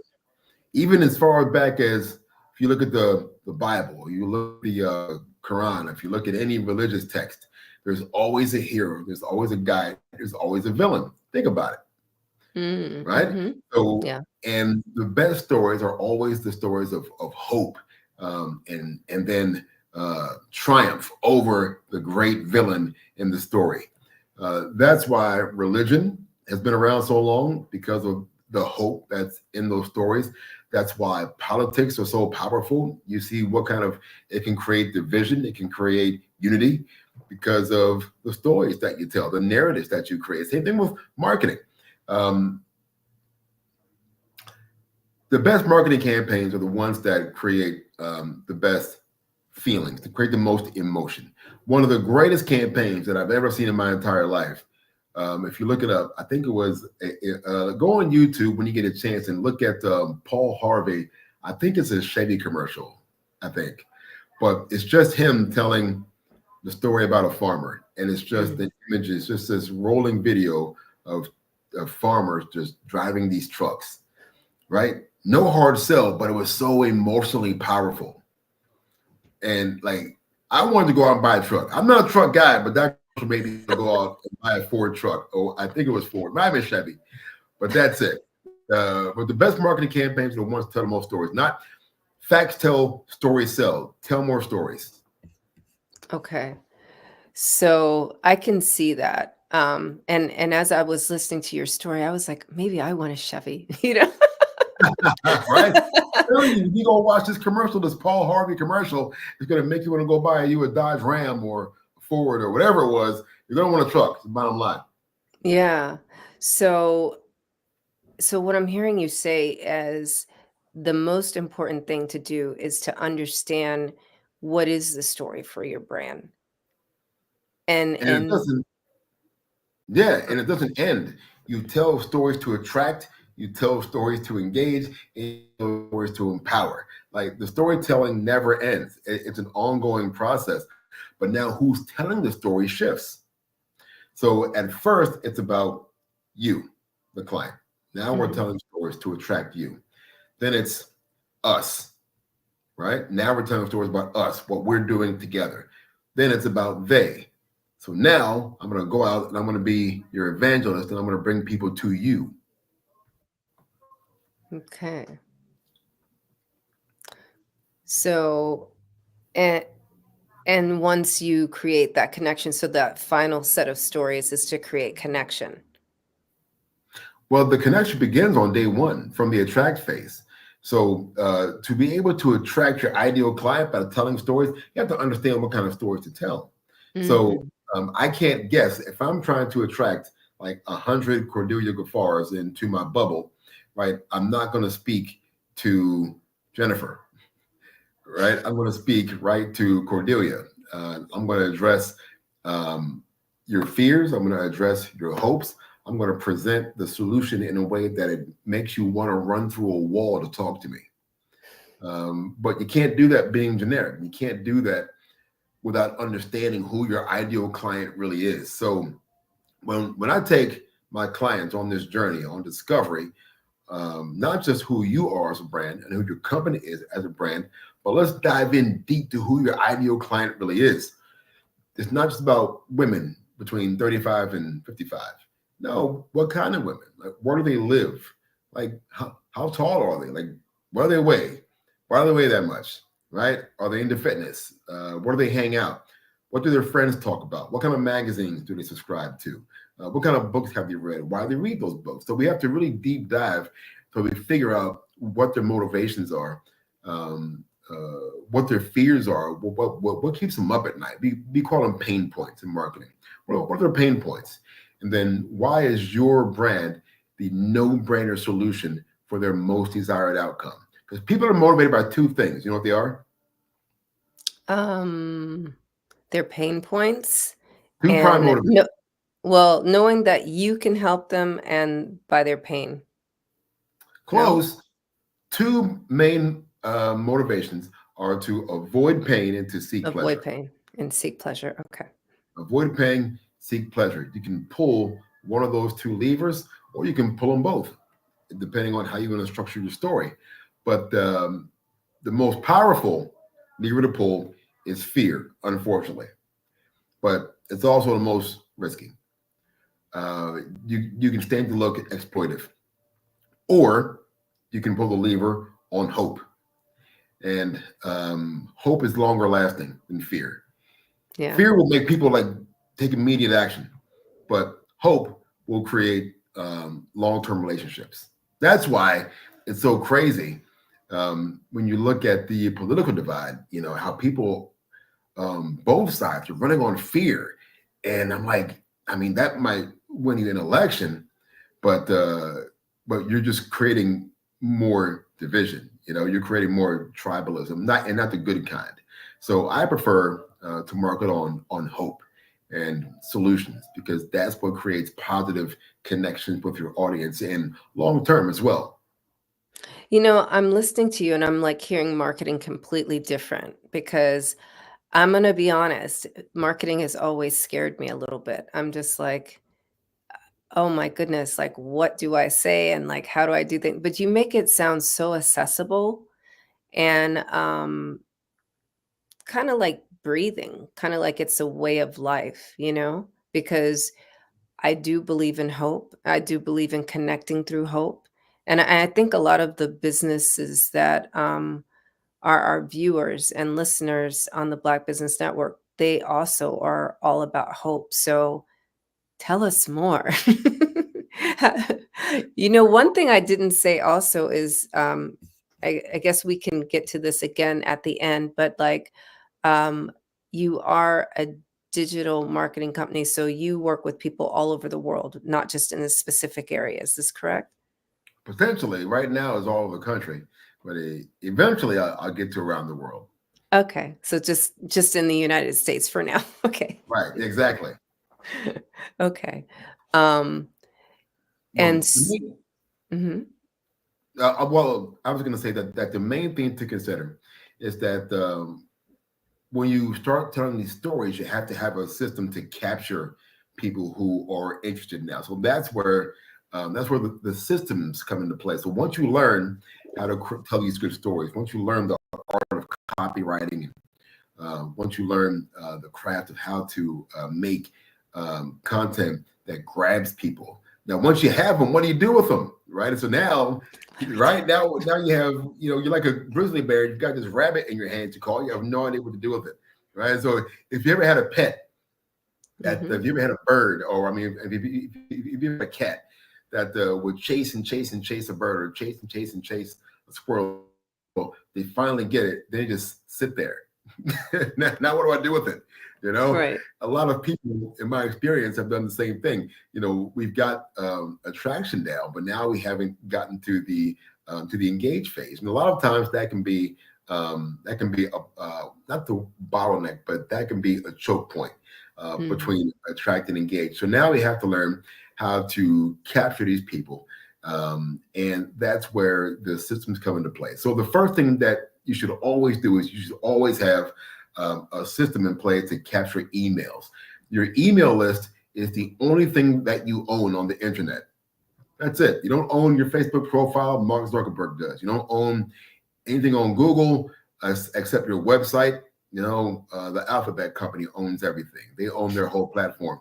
If you're using somebody's platform, they own everything you put on it. So one of my old mentors, Pat Rigsby, said, I can lose everything today, but as long as I have my email list, I can rebuild it in 30 days. And a lot of people, they're not, almost 4 out of 5 people I talk to do not keep an email list. And that is wild to me because there's no better mechanism. People have been declaring email dead for close to 20 years, but people are still making money on email. So it's wild. Yes. Right? I mean, it's, you know, people will send you an email to tell you the email is dead. Yes. Email is not dead, my friends. And if you're not keeping and building your email list, if Facebook ever goes or social media goes the way of MySpace, you're going to be in a world of trouble. So keep and maintain a nice tight email list and email your folks on a regular basis. I email weekly. I should do more, to be honest. Some folks email monthly, and it's tragic because your audience wants to hear from you. If you have a weekly email series and you see nobody's opting out, go to twice a week. No one's opting out, go to 3 days a week, right? People want to hear from you. As long as you're creating great content, you're engaging them, and you can always make your offers as long as they're smart offers in the email. And speaking of offers, I like about a 20% ratio of pitch to content. So about 1 out of every 5 emails, I like that to be pitch content. So where I'm directly asking for something. It's give, ask. That's the formula that I like. And it may be, for you, it may be 4 weeks of content and 1 week of pitch, right? Or, it may be 4 days of email and then 1 day of pitch. But I like about a 20% ratio of pitch content. So social media is so restrictive on what you can do, because they want your money, as well as I do. Yep. You can post tremendous content, but the minute you ask for something, they're going to decrease your reach. It's crazy. Like I read in last year's state. Well, wait a minute. Repeat that, because I've noticed that recently. Like when I post, I'll put links, and I noticed that it's as if nobody sees it. Your reach tanks. You automatically get a decrease in reach when you post a link in a Facebook post or LinkedIn. LinkedIn also. LinkedIn too, yeah. You get automatic punishment of between 40 to 60% decrease in reach if you post a link in your post. If you include a link, it's a massive drop. I like to wait about 15 to 20 minutes before I put a link in the post. So I'll make the post and then I'll add the link in about 15 to 20 minutes. Let the algorithm, get warmed up, and then I'll post a link. And, a lot of times I get a nice solid amount of reach when I do that. And I don't post links too often, maybe like twice a week. So you can post links twice a week. That's what I found a good sweet spot is. Usually if I don't post more than 2 direct pitch type posts per week, I find that my reach doesn't take too big of a hit, especially if I wait about 15 to 20 minutes to put the actual link in the post. So the link, I am guessing, is going to be something related to Constant Contact, right? So we can get people into our systems. You can do whatever you want. It can be a link to a landing page, which of course that's basically an online sales letter. That's a landing page where they can opt in for your thing. Or it can be a link to your newsletter opt-in, whatever you want it to be. Any kind of link, you want to wait about 15, 20 minutes after you make your post to include the link. I've found that will get you the best possible reach, because they want your money. They don't want your links. They want your money. So you can monetize it. If you want to do like a little boost for a day to get the algorithm on your side, you can do that too. Like put $5 into it. But the bottom line is you have to have a mechanism to capture all these leads or all these people that are going to raise their hand and say, you know what, I'm going to learn more about that. You have to give them a way that they can get into your bubble. Then once you get them there, keep talking to them. People have dead lists that they haven't even spoken to in months or years even. I was talking to a clinic one time, talking to an aesthetics clinic, a med spa, if you will, a med spa who was feeling threatened by some competition that entered their area. And upon discovery, our discovery chat, what I discovered was that they had an email list of over 3,000 people on it that they hadn't spoken to in years. I said, that's your answer right there. You've got 3,000 people who are waiting for you to talk to them, right? So they reactivated their email list. They sent out a 2-week campaign, and they ended up getting about 150 people who took them up on the offer that they sent. Wow. Just from sending like 2 weeks of emails, they got 150 purchases. It was crazy. I'm like, and that was free. That didn't cost you a thing. That you didn't have to run an ad campaign. Use what you already have. Talk to them. They want to hear from you. I like that. Communication is so important, and we don't realize it, right? And if it's always available to you if you already have an email list. So I do want to talk a little bit about your choice to be a constant contact expert, because like over the years I've used Keep. What was that? That was Infusionsoft before. Infusionsoft, I've used yeah.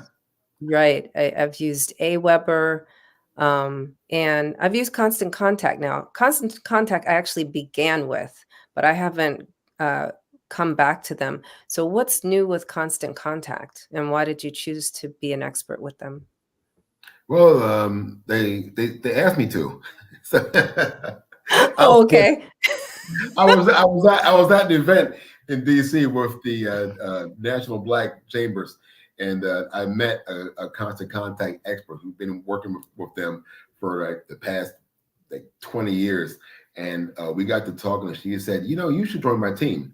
I said, I should? She said, yeah, we're going to talk about this. Because I didn't even know about the program, to where basically you're a constant contact local expert. So you get a bunch of free marketing training, and you get put on their network of speakers, so that when they have events in the area, they may call upon you to speak representing their brand.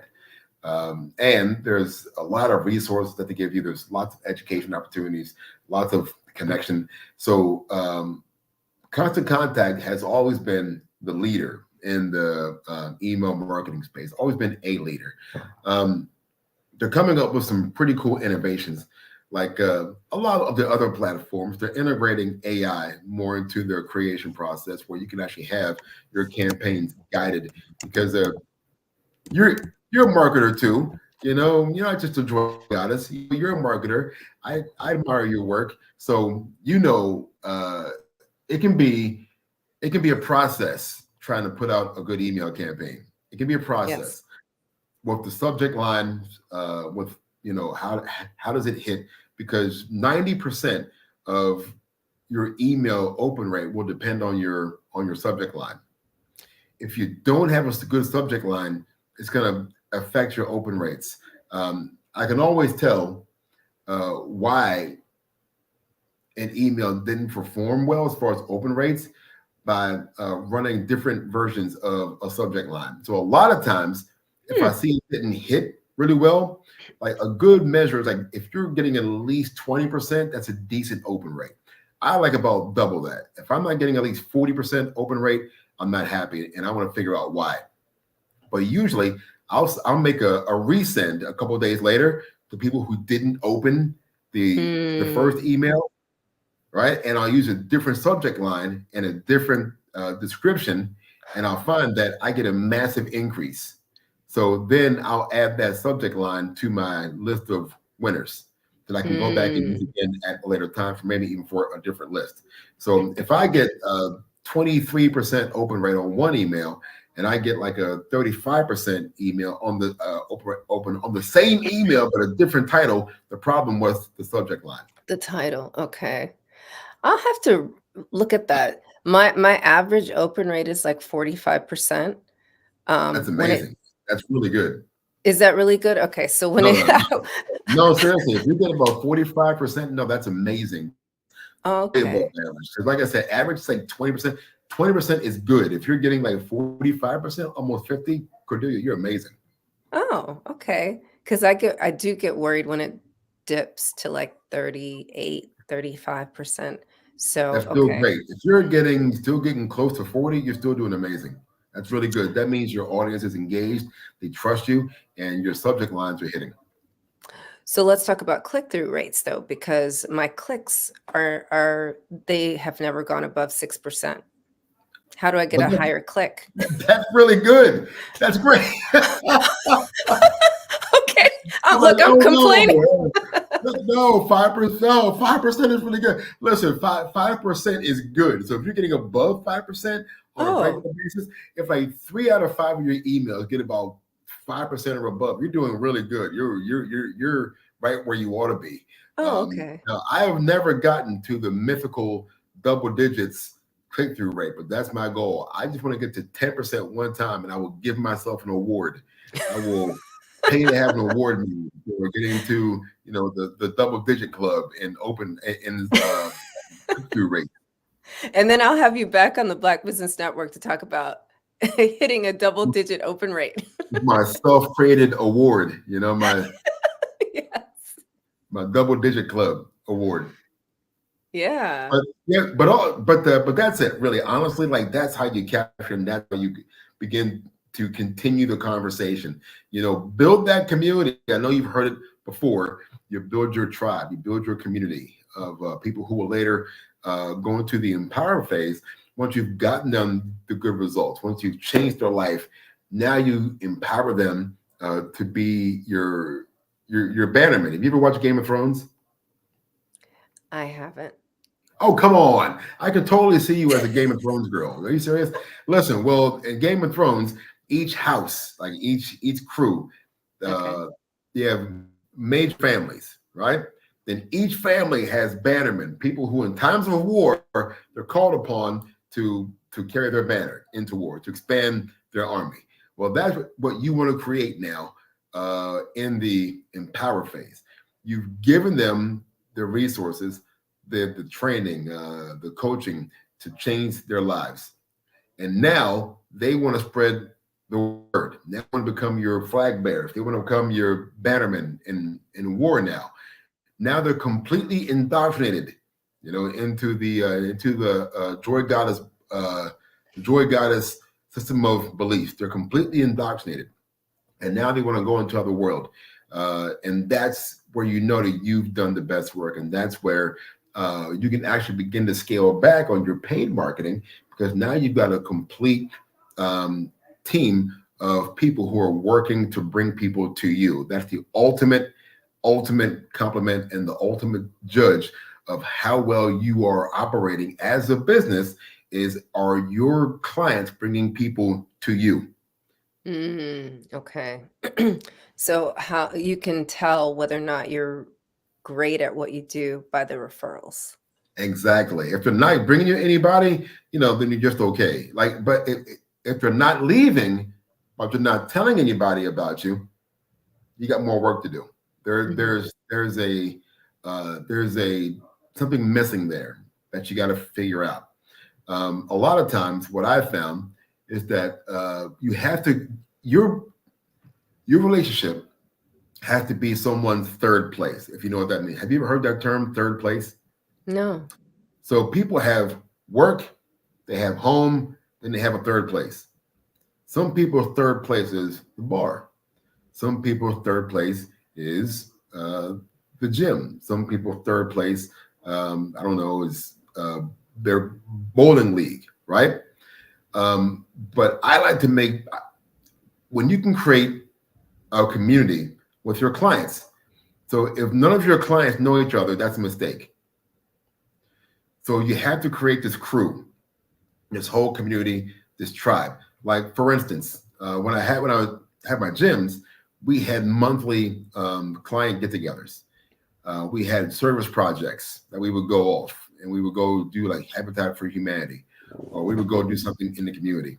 But we created that, and everyone had T-shirts on. Everyone had their T-shirts on whenever we went out and did things. We would just have general meetups. We would just, go meet out for a dinner on a Saturday. Bring your spouse. I want to get to know your family also.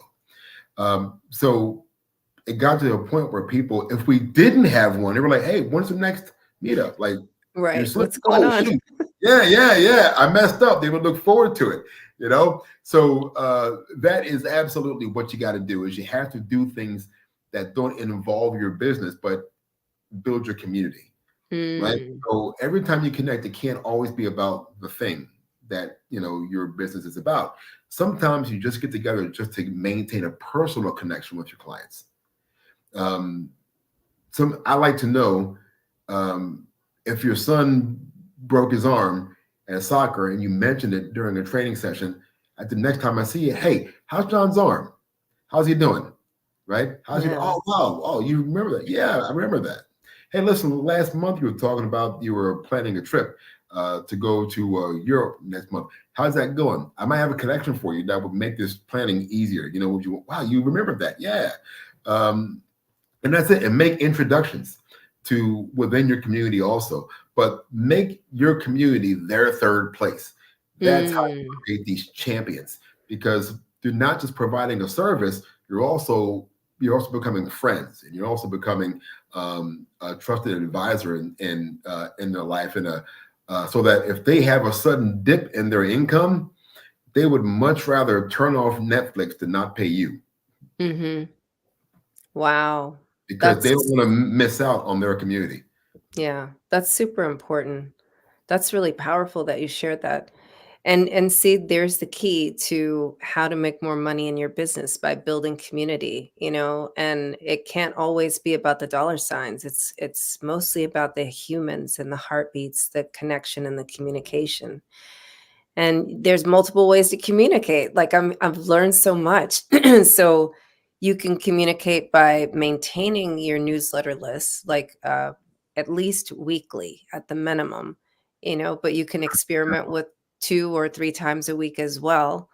And then also, we didn't talk about this too much, but if we can take a couple of minutes about this, pulling your social media following to your newsletter. I guess that would be the links that you're sharing on your post, right? Is to get them to opt in. But that's super important. So tell a little bit more how we can do that.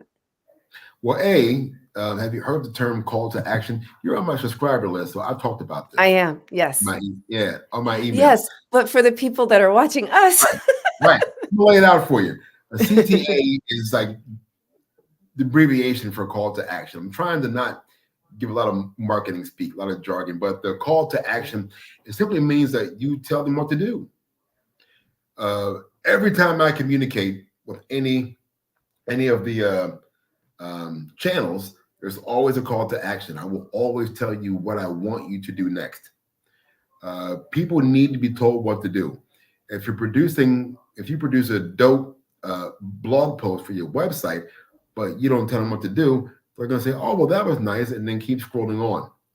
Listen, if this resonated with you and you want to learn more about how we can customize this for your business, click here to book a 15-minute call, or click on this link to join my webinar in 7 days, or do this thing, or download this checklist, or get this free training by giving me your email address here. But tell them what to do next every time you communicate. Doesn't have to be a hard sell, but tell them what to do. Every time you make a social media post that's business related, tell them what to do next. It doesn't even always have to be a link. It can be, hey, DM me and let's chat. But whatever it is, always include a call to action. Tell them what to do next. What's the next logical step in their relationship with you? Okay. So always give them something to do. Always give a call to action. So we tell them what to do. Don't ask, tell them what to do. Go do this. Like, seriously. And there's another concept called urgency, right? Or scarcity. Urgency and scarcity, or FOMO. You ever heard of FOMO? Fear of missing out. Scarcity, fear of missing out. And what did I say? I just drew a total blank. Scarcity, fear of missing out, and urgency are 3 factors in call to action. So click here, only 5 spots left. Or I can't do this after November 15th. So hit me now. This goes offline in 2 weeks. Download it while you can, right? So, or sometimes I'll give subtle fear of missing out be like, listen, you do this before I start working with your competitors. Okay. Do this before your neighbor gets it. I'm only doing it for one person in this industry.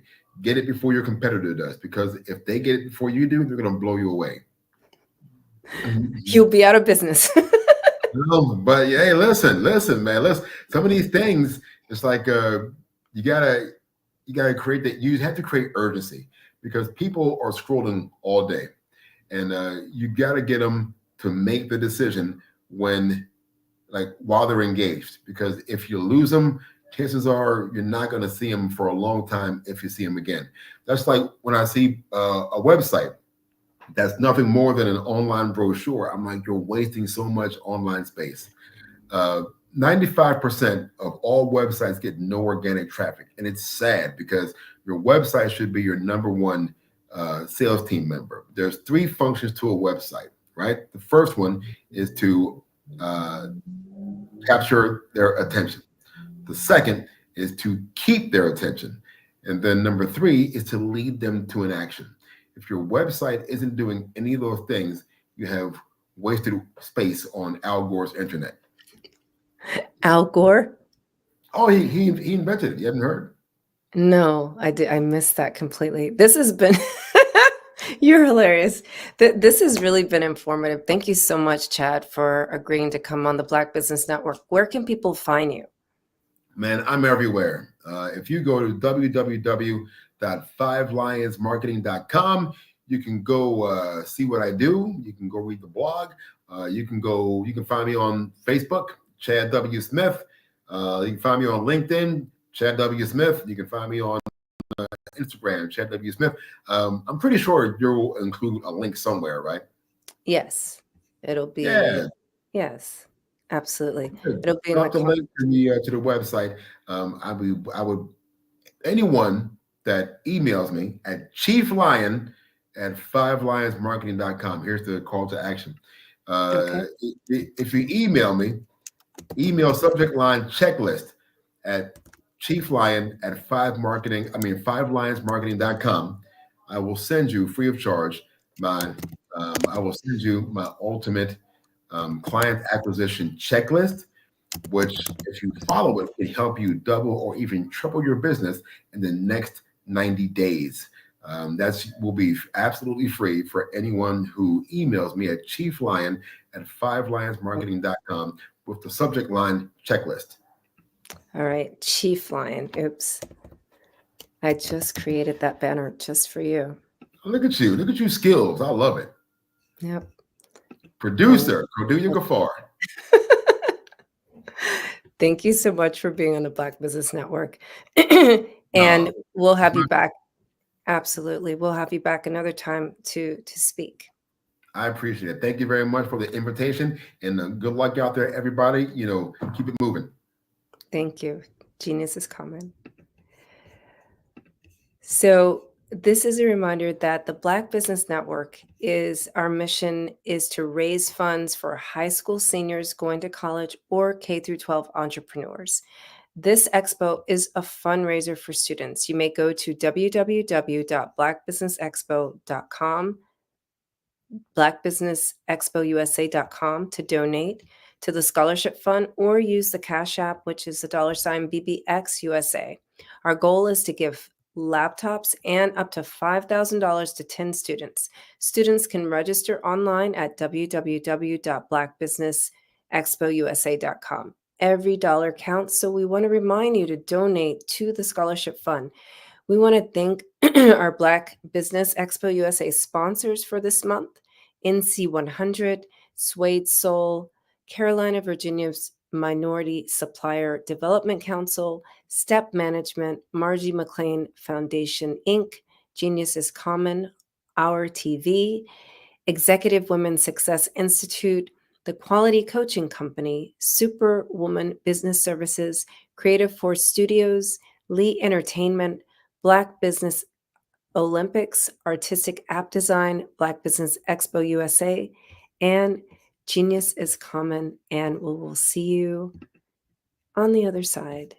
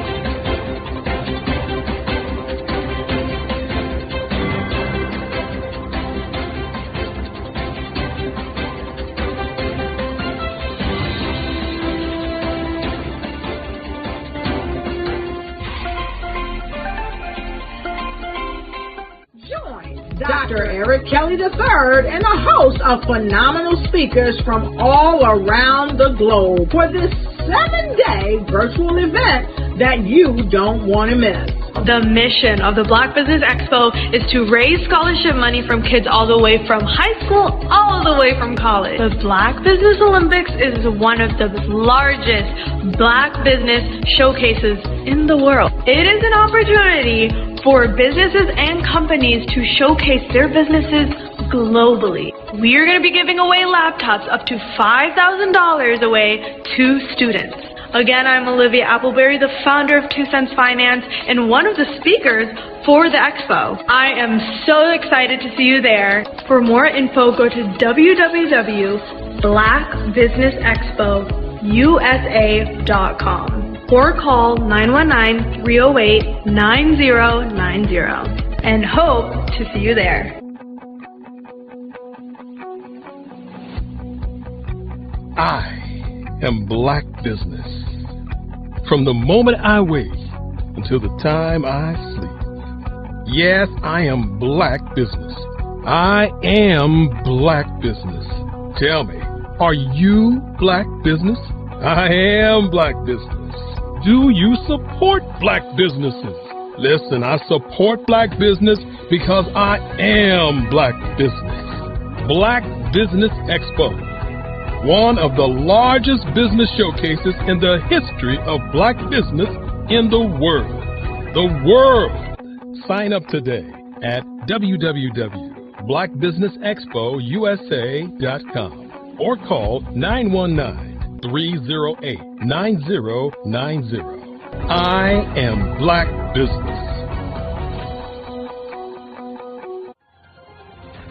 I am Black Business.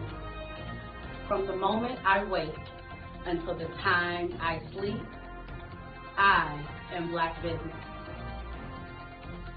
I am Black Business. Are you Black Business? I am Black Business. Do you support Black businesses? I support Black business because I am Black Business. Black Business Expo, one of the largest business showcases in the history of Black America in North Carolina. Join Dr. Eric Kelly III and a host of phenomenal speakers from all around the globe for this 7-day virtual event that you don't want to miss. The mission of the Black Business Expo is to raise scholarship money from kids all the way from high school, all the way from college. The Black Business Olympics is one of the largest Black business showcases in the world. It is an opportunity for businesses and companies to showcase their businesses globally. We are going to be giving away laptops up to $5,000 away to students. Again, I'm Olivia Appleberry, the founder of 2 Cents Finance and one of the speakers for the expo. I am so excited to see you there. For more info, go to www.blackbusinessexpousa.com or call 919-308-9090 and hope to see you there. I am Black Business. From the moment I wake until the time I sleep. Yes, I am Black Business. I am Black Business. Tell me, are you Black Business? I am Black Business. Do you support Black businesses? Listen, I support Black business because I am Black Business. Black Business Expo, one of the largest business showcases in the history of Black business in the world.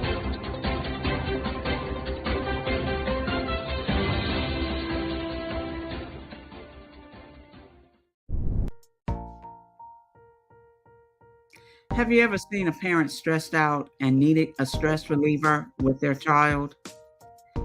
One morning I was coming out of a store and saw a mother and her 3 or 4-year-old son. She was highly upset, actually beginning to yell at him. However, the more upset she became, it seemed the calmer the child became. He sat down on the sidewalk, crisscrossed applesauce, folded his arms, and looked up at her with a smile. You see, the angrier she became, the calmer he became, because he had the control of the situation. Hi, I'm Frizelma Lynn. I am the CEO and founder of Frizelma Teaching Parents, LLC. I'm a retired teacher, school district administrator, an author, speaker, and I am the Parenting 911 coach. My mission is to rescue families by equipping parents with proven, effective, and practical strategies to enhance their parenting skills. Many times we as a society expect parents to teach, train, and raise their children without providing the necessary tools they need to accomplish this. However, parenting issues cannot be resolved without intervention. Therefore, Frizelma Teaching Parents has provided coaching programs, digital courses, and live webinar trainings to provide step-by-step research-based parenting strategies, even for parents whose children are disrespectful, defiant, for those who have been diagnosed with ADD and ADHD, and even for parents of adult children. No longer will you have the need to feel like you are a failure as a parent. You'll now have the tools needed for each situation. Trust me on this one. Go to www.parenting911.org. Book a 15-minute strategy session with me or choose one of the coaching programs. Our training helps parents relieve stress. Are you a forward-thinking entrepreneur or business owner? The world is changing faster than ever, and it's time to pivot and adapt to the future. Hello LLC is here to help you do just that. Hello stands for helping enterprises leverage leading-edge optimizations. Our innovative solutions can streamline operations, reduce overhead costs, and give you a competitive edge in a market projected to reach $5 trillion by 2030. By pivoting to the metaverse, businesses can tap into a rapidly growing market that is projected to be a significant part of daily life for 25% of Americans by 2026. As a full digital metaverse agency, the Hello LLC can help you create custom solutions to streamline operations, increase productivity, reduce costs, and drive brand recognition. Why should you pivot to the metaverse with the Hello LLC? By leveraging cutting-edge technology, you can provide immersive experiences for your customers, expand your global reach, and unlock new revenue streams. Contact us today to make the pivot. Bravery is not the absence of fear, but the ability to overcome it. We stand for those who defy suppression, who speak out, and those who walk the road less traveled. Everyone deserves to be seen and their voices be heard. We're sparking a movement, growing a community of creators united by the desire for freedom, choice, equity, and ownership. At Fanbase, it's all for one and one for all. We support each other to guide, promote, and uplift you in a place where you can unapologetically be yourself. A place where your voice, ideas, and creativity are not just welcomed, but celebrated. We are Black founded, minority funded, and supported by a diverse, inclusive, powerful community that believes in the strength of authenticity and individual choice. Regardless of success or background, we welcome you. The marginalized, the underappreciated, the successful, the superstar. We're for all who seek a space to express themselves freely, where they are rewarded for being their authentic, true self. We transcend labels because only we have the right to define ourselves. We are built for the brave, the culture, the creators, and for the future where everyone has the power to shape their own destiny, where all are empowered, voices are amplified, and freedom is embraced. For the first time, you have a chance to own the platform you helped make popular. It's a revolution, a movement in how we connect, create, and share. Everyone is a creator, and everyone has a fan base. Here, you can be you without limits.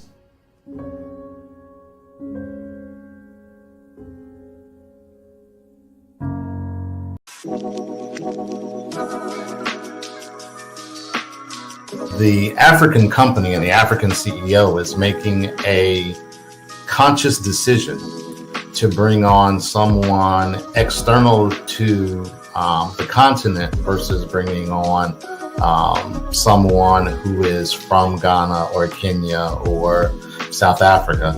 And so the skill sets of the people that we take through our executive leadership training program and ultimately on the placement, obviously have to be extremely high caliber. So what we look for are corporate executives at the vice president to C-suite level, as well as Black entrepreneurs. When we look at the Black corporate executives, we're looking for some very specific skill sets, whether that be around supply chain, sales and marketing, engineering, product development. We want our folks to be able to add immediate value to the corporate board, right? And the other thing is, even if they don't necessarily have specific industry experience, they're bringing a diversity of thought.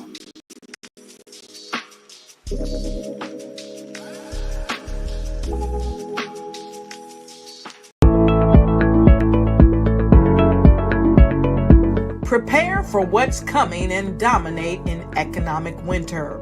Stand strong and thrive by showcasing your great products and services globally through the Black Business Network and Black Business Olympics.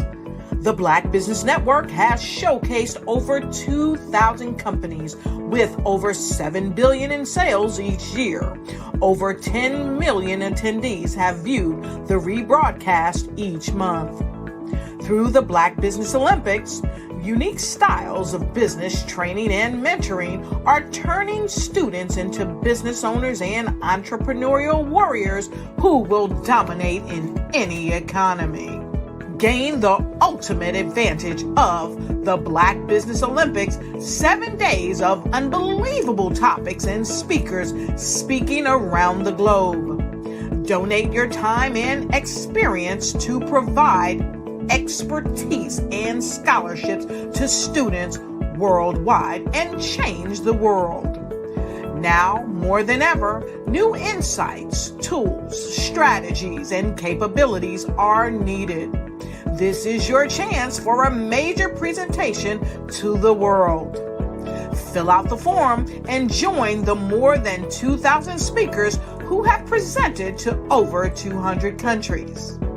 Join the Black Business Network streaming live into the Metaverse, STEM City, Black Multiverse Enterprises, Hulu, Amazon, YouTube, iHeartRadio, Apple, Facebook, LinkedIn, Pod TV, IBM TV, Spotify, and Google Podcasts. Sign up today. Spaces are limited, and we will see you there.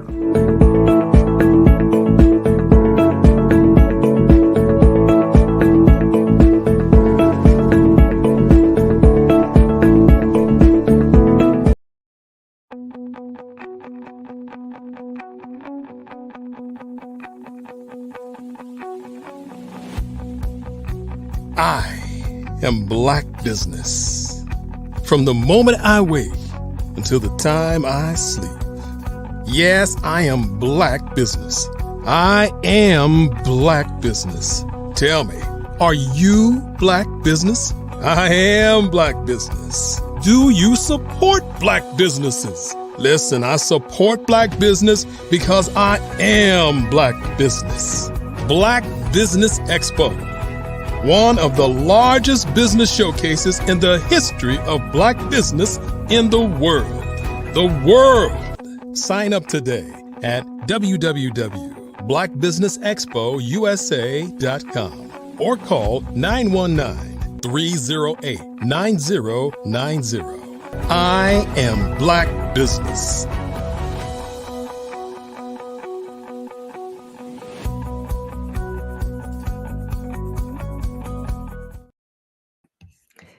Good day, business owners, entrepreneurs, thought leaders, and corporations. Welcome to the Black Business Network. My name is Cordelia Gaffar. I am your business moderator for this edition of the Black Business Network. The Black Business Network is a 24-hour business network showcasing Black businesses, business owners, entrepreneurs, and thought leaders worldwide. We have speakers from North Carolina, London, Singapore, Africa, Japan, and cities all over the United States. The Black Business Network is a global community sharing its business knowledge to empower, inspire, and educate businesses about business. Today, I get to do another fireside chat, this time with Heather Williams. She's a certified fitness professional with 35 plus years of experience, specializing in empowering women 45 plus to invest in themselves and use fitness goals to prioritize self-care. She has created a unique, holistic methodology combining physical fitness with mindset strategies, helping women rediscover joy, boost energy, and thrive in all aspects of life.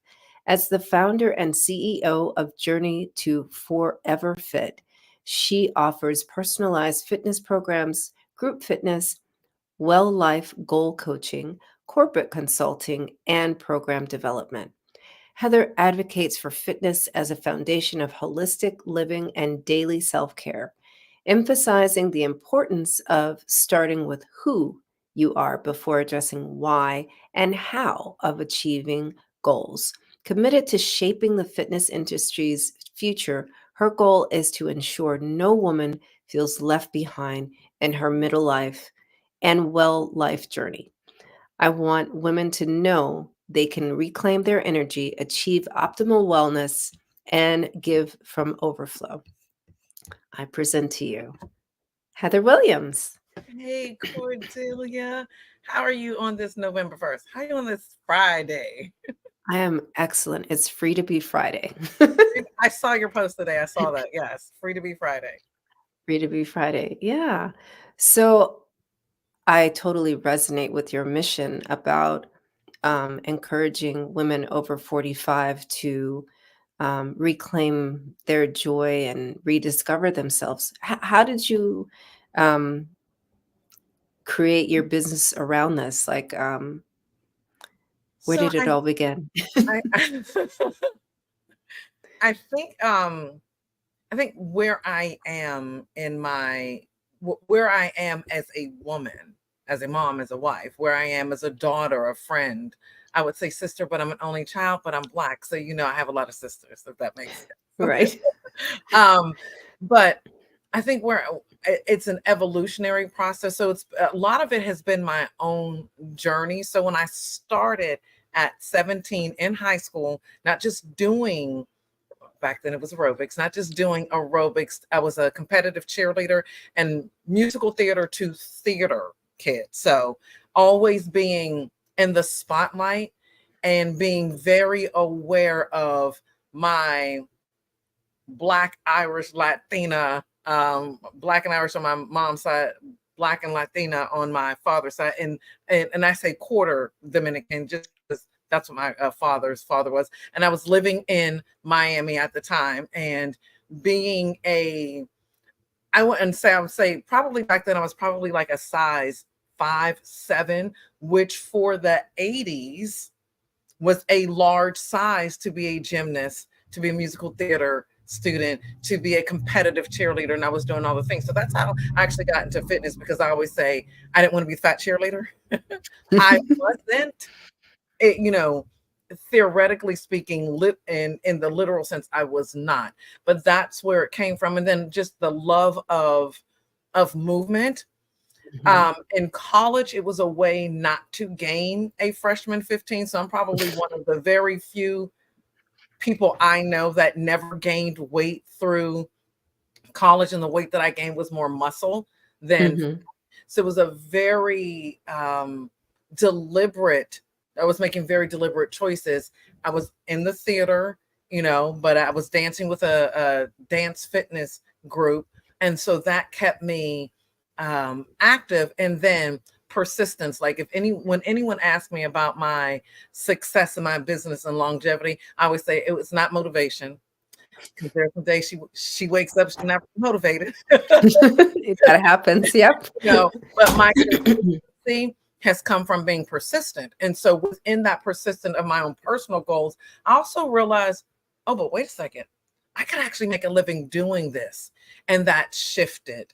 And then being late teens, early 20s in spaces with women who were decades older than I am, and then leading them, my mindset, even though I would say I probably could not articulate it in my early 20s, but my as a matter of fact, I'm gonna take that back. I know I couldn't, because at one point I said that I was going to stop teaching group fitness classes or aerobic classes when I was 30.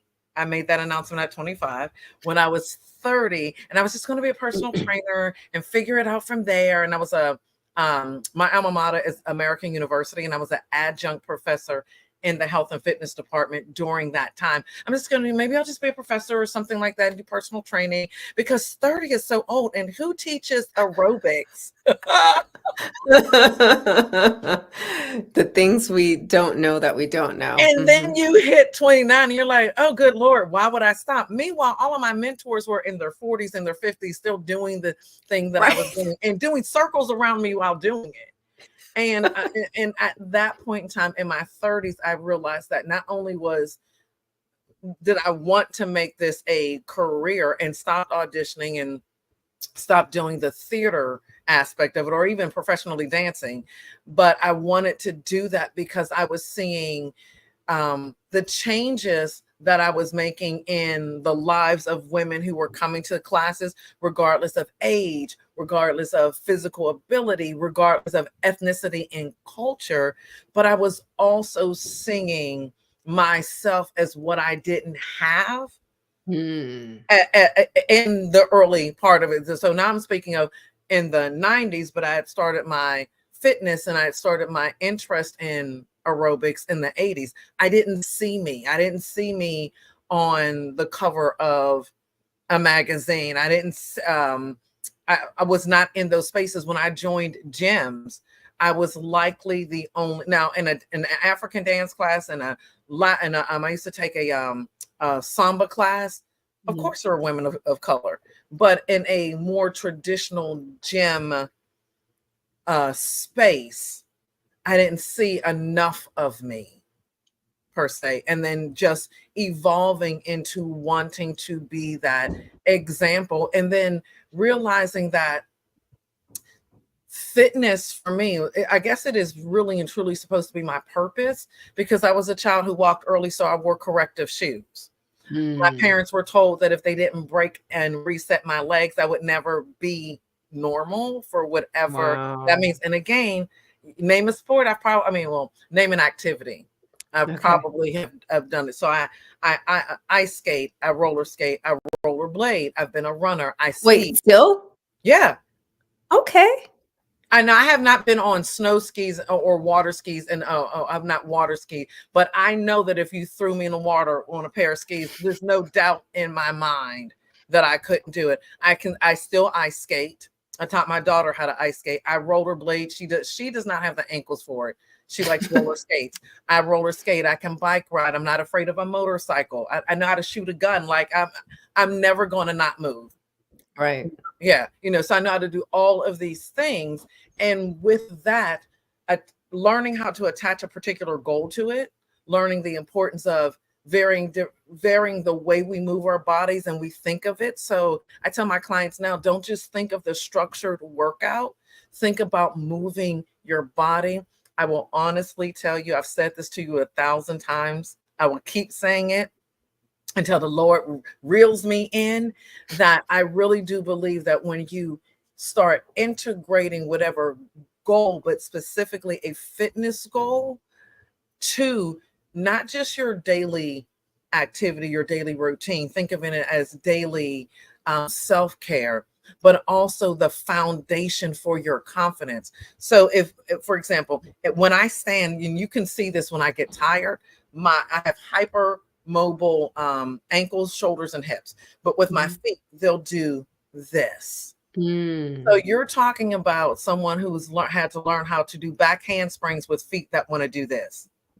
You're talking about somebody who's learned how to dance on point with feet that want to do this. So when I reach back, every physical stride that I've made has increased my level of self-awareness and confidence. That's how that philosophy and I guess mission has come. So when women tell me, well, you know, Heather, I want to work with you because my goal is to wear the bathing suit. I'm like, well, go buy a bathing suit now. I can't wear a bathing suit. Well, don't they? Some manufacturers said you could because they made it in your size. And that's where we start. Because what happens if you go through this process and it's your number gets pulled and you're not here and you're looking down at yourself and somebody's eulogizing you and they're going, oh, poor Sally. And she never got to wear that bikini. Sally, go put the bikini on. Yeah. Like, put the bikini on. I like that. I like the way you make it real for your clients in the moment. Like, don't wait. What are we waiting for? Right. What are we waiting for? Now you're alive. Look, my grandmother, I'm going to see my grandmother tomorrow. I'm so excited. She'll be 103 tomorrow. Now, she was born at the end of our first pandemic. Okay. So they were coming out of that. And she was also coming, which sent the country into a depression. She was born in 1922. So I can tell my grandchildren one day, I too have survived a pandemic. But hell, if I'm gonna survive a pandemic, why am I putting my life on hold? Right. We remember what it was like 4 years ago. Yeah. Yeah, we do. So what are we waiting for? And I think you gain so much what's the saying that you should grow where you're planted? I think you gain so much from growing, from learning about the seeds, from learning about the ground, from learning how to water yourself right in that moment, as opposed to going, well, I'm just going to wait. I've had plenty of people tell me this. As a matter of fact, one of my dearest friends, I will try not to call her by name. We became friends because she was a member of the tennis club where I used to work. And she looked at me while I was training. She said, girl, I got 10 more pounds. And then I'm coming to you. I'm like, coming to me for what? She said, I'm gonna start taking your classes and I want to do some personal training. So when I finished my client, I found her and I said, you better come with me now because I don't know if I'm going to be here by the time you get to your 10 pounds. She was like, where are you going somewhere? I'm like, I can't tell you how long it's going to take you to lose 10 pounds. We need to work now. You're taking my class right. And I was changing in the locker room. I'm like, you're taking my class today, right now. Do what you can. And we have been friends ever since. Yeah. Yep. There are two things I'm hearing there. Actually, I'm hearing many things there, but I want to address that. I guess I want to ask a question here. Do you think it's fear that really tells these women that they need to wait? Or what is it? So it's interesting that you say that because when my mother's having her fear moment, I remind her of something that she used to say many years ago, that people latch onto fear because it's warm and fuzzy.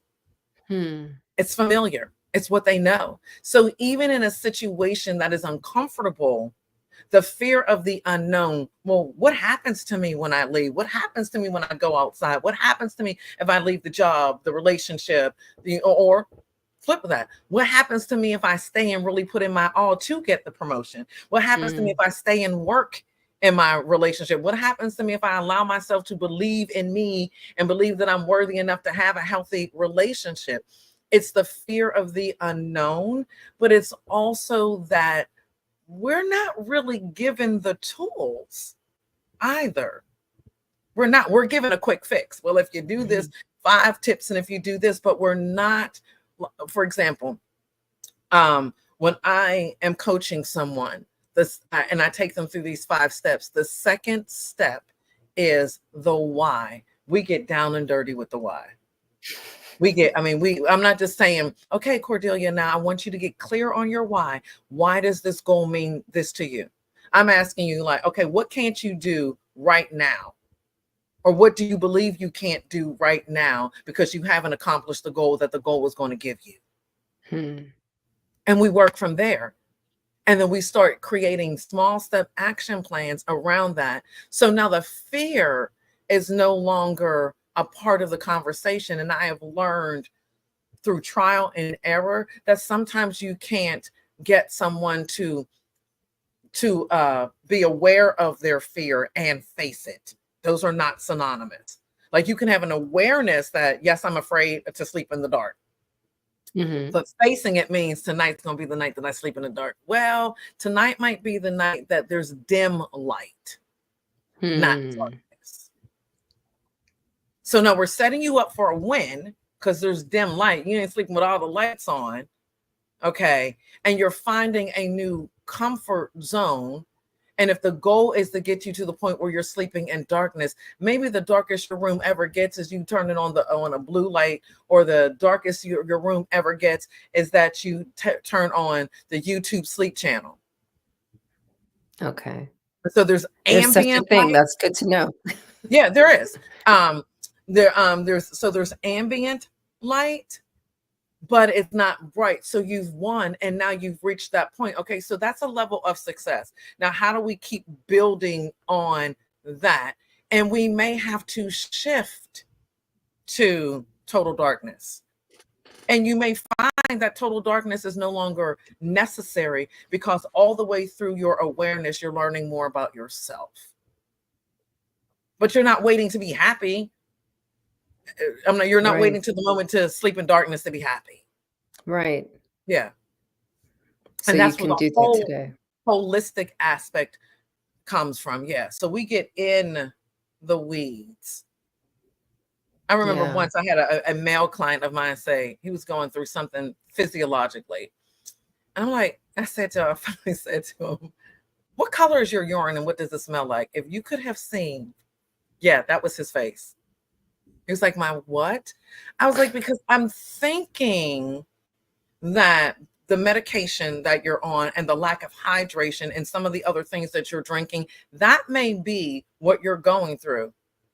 But I'm not your urologist. Let's have this conversation with your urologist. So he went and he had some blood work done and he had his urine done, and he clearly wasn't dehydrated, but he wasn't hydrating enough for the amount of medication that he needed to take at that time. And it was showing up in so many other aspects of him physically and physiologically. So yeah, we get in. Let's talk about hydration though. So what is it? Let's see. How can we do this? Because people can just simply look at their urine and see if it's like a darker yellow. For sure, that would mean that they're dehydrated. But depending on, I'm sorry, go ahead. No, go ahead. I'm sorry, because I think you're about to say what I was going to say. I was going to say, or depending on the color of the yellow, it could be the supplements they're taking or the medication they're on. And also you want to pay attention to the smell. That's one of the questions actually I put in my questionnaire because I'm looking for body type, right? So there's some body types also that are more prone to a smell in their urine. So that's something to be aware of. But let's talk about the signs of hydration, because people think that when it's cold, you don't have to drink as much because they can't get dehydrated. So well, because I think that there's been so much information that not enough of the information connects in a way that makes it make sense. So one of the things that I am learning to undo as a coach and as a trainer is to make certain that when I speak, I'm speaking simultaneously, generally, but specifically. So I would say that 6 to 8 ounces of water, 8 glasses a day is probably just a general thing. Now, what I would encourage anyone listening or to this or watching this to do is to be very specific with what they need. Because your need is going to be based on so many different things. What a person who is a runner needs or a weightlifter needs is going to be very different than the amount of water that a sedentary person needs. But a sedentary person who is on blood pressure medication and heart medication needs more water. Somebody who drinks alcohol, somebody who drinks wine, somebody who still smokes, someone who, drinks caffeine, be that from coffee or tea, and let me just throw this out there for the tea. It is not decaffeinated. It has less caffeine. If you understand how the USDA has determined how much caffeine can go into decaf, there is still caffeine in it. For example, I can't remember what the percentage is, but something can be called low fat up to almost 3% of fat in it. Yeah. Yeah. I don't know the remember. rules. No, Okay. I can't I remember find that which is for caffeine. So just keep that in mind, that even in your teas, there's still going to be traces of caffeine. I'm not telling you not to have it. My goal, anytime I open my mouth, is to give someone an opportunity for introspection and reflection. How can I use this information? How does this information relate to me? Does it even relate to me? And then move forward. So I think I said this the last time we connected. I like data. I do. I just do. And so get the blood work done, have the urine sample done, have the hair done, and then find out Whoa. Tell us about this hair. What can we do with and our I don't hair? mean, we're not dropping in, although they do a porosity test, but not to type your hair if you're 4C or 4B or anything like that. There's a way that you can take a hair sample the same way they do it as a drug analysis.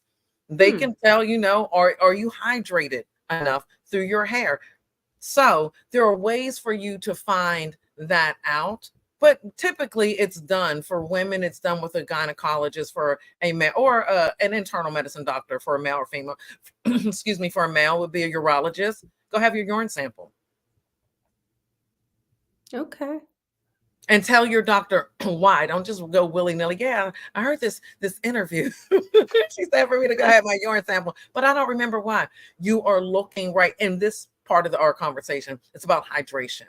It's also about what you may be missing, because sometimes when we're not hydrated, so we take these supplements. I like to supplement at night, by the way. I encourage my folks to supplement at night. Okay. Most supplements are water soluble. They're coming out through your urine. We don't go as much. I'm not saying we don't get up in the middle of the night, and the girl's menopausal, so she gets up in the middle of the night to go to the bathroom. But I like to take my supplements at night, because my body is also in rest and recovery mode. So I'm not going to go through it. So while my body is resting and recovering and healing from whatever stresses, be they good or bad, that I've put it through that day, I have found that that's just a good time for me to take it. So it's a part of my nighttime routine. And I have a little bit of, water, and I keep water on my nightstand. But at the same time, I just find that it's not flushing through me. And it's like, I've already taught a class. I was sweating. When we finished, I'm going to the gym to get my workout in. And so if I'm sweating and going to the bathroom and drinking, I'm literally just, all of that is coming through. If I take it at night, my body is going to use what it needs. Wow. Thank you for that. That's really interesting. And so As far as supplements go, I want to say about 7 years ago, I started taking calcium, magnesium at night Mhm. because I noticed that calcium, magnesium puts me to sleep. Oh, okay. So I said, let me just do this at night and that'll be my sleeping pill, right? But I didn't realize what I was doing to build up my body by taking my supplement at night. Mhm.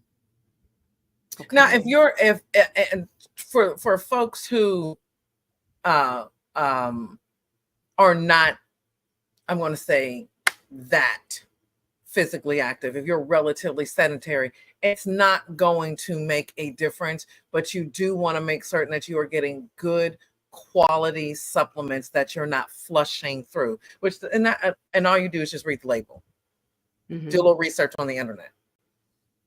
Look at it from that perspective. I'm not sponsored or partnered with anyone. And I typically do not recommend a brand. Okay. I will recommend what you probably should be supplementing with. But again, your blood and your urine, and if you decide to go with your hair, I remember you could even do your nail. Well, I can't because I do dip on my nails, so I can't. But I remember this is many years ago. I was sitting in sauna, and I had my goop on my face and my towel wrapped around my hair. And I'm in there and the ladies, and we're just chit-chatting away. And I had brought in some water. Someone said, it is rather hot in here. I said, I've noticed that this was during the period where on Fridays, I used to teach 3 classes back to back. And by the 3rd class, my hands, you can't really see it here, but my hands, my fingertips would go white, completely white. Well, it had to do with really being anemic. But at the time I was either vegetarian going to vegan or completely vegan.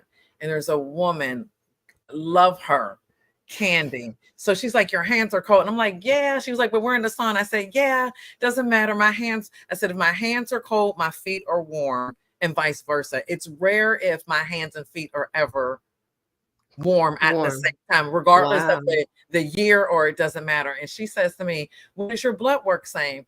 And at the time I wasn't getting my blood work done as regularly as I am now. I said, oh, I don't know. I said, but my GYN is one of my clients. I'll ask her, we'll just go get some blood work done. And she said, well, I think it's called Ray's syndrome. She said, I think you may have Ray's syndrome at the beginning of that. And she starts running through this list. She's is a retired registered nurse, but she wasn't retired at the time.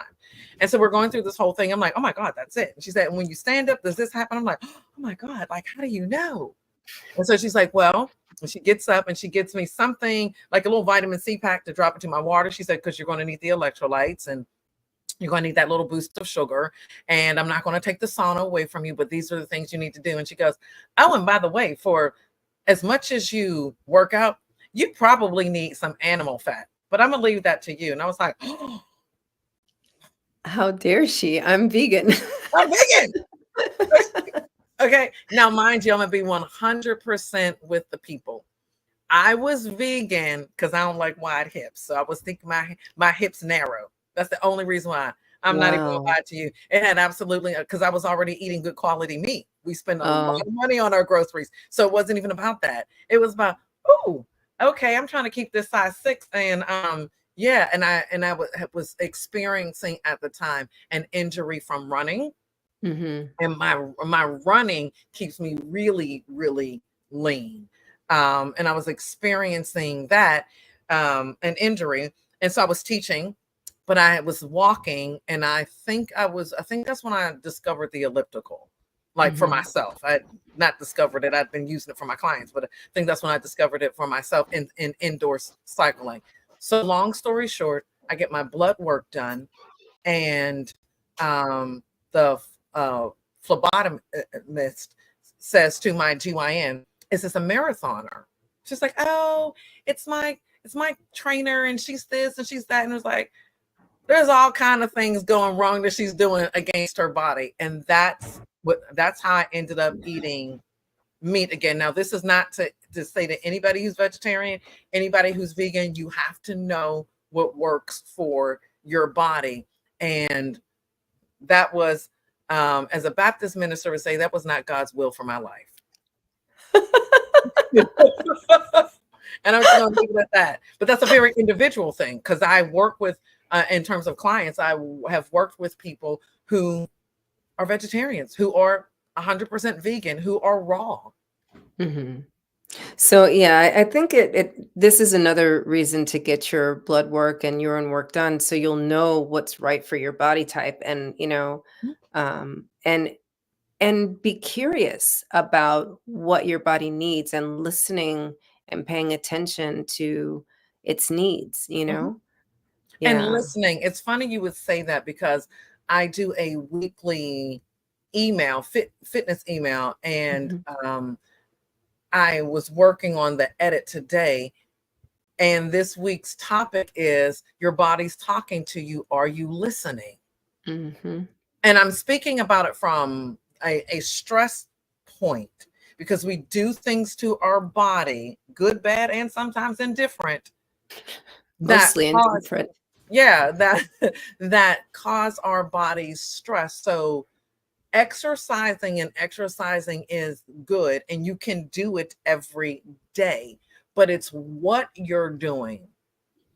It's not just the action, it's the activity. What are you doing? And are you giving yourself enough time to recover? Those stresses that we have a tendency to ignore, because we've learned to endure them, they come out through your body. What are some of those stresses, just so we'll know what to look for? So let's talk about what next Tuesday is. Yes. Okay. Yes. What's happening next Tuesday? For those of us in the United States, there's this election. Okay. And we have been living with this thing for about 18 months. Yeah. And it's been a lot. So I noticed about April of 2023, I was at the point where I hated everything and everybody, particularly the everybody's. And I was like, what is, I'm a people person. What is with me not being able to people? And I know that for those of us who are extroverted, we still need our downtime. And I'm an only child, so I know how to put myself in a timeout, and I make no apologies for it. I already know how to do that. Okay. But it was something about it that was different. I'm a news junkie. And I'm hardcore. I'm talking about NPR, Al Jazeera, BBC, MSNBC. I'm like, CNN is a joke to me. I used to do Fox just on the other side, but they're a joke to me. And after the last lawsuit with them, I'm like, serves you right. No, I'm going into the weeds, and I'm one who I like to read it on my iPad. So when somebody says something that I don't know, I highlight it, tap it, and it brings up and it's almost, speaking your language, is almost orgasmic for me until it's not.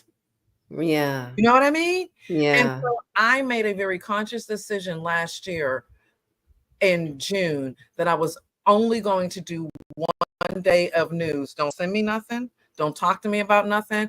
And a lot of my friends will come to me and say, H, so yeah, I read this article. Girl, I know you know. It's not Monday. Monday's my news day. And I only chose Monday because I'm obsessed with Rachel Maddow, and now she's only on Mondays. And that was it. And then there were some days where I was just like, yeah, I don't want to know.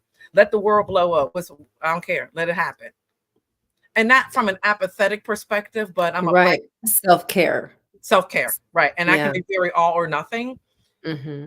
And then this summer, I wish I would have waited until July, but going into the debate season, I was like, oh, this is what I'm going to jump back in.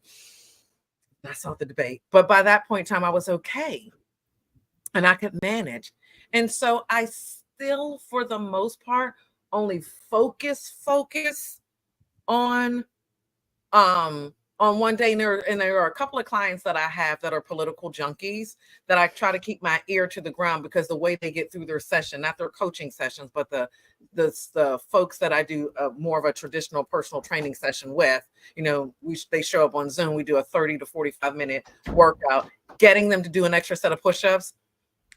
We're going to talk what's going on in Arkansas or whatever, because that I'm keeping count sometimes, right. But they're doing more.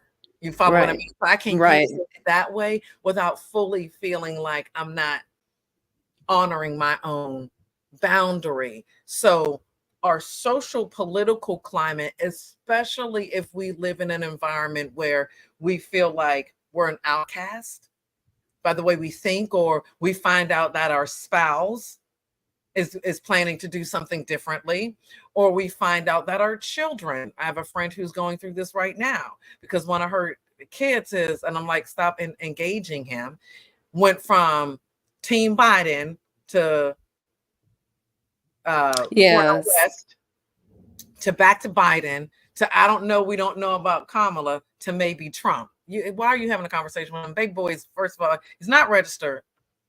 And he's not registered. He's on his way on a trip outside of the country.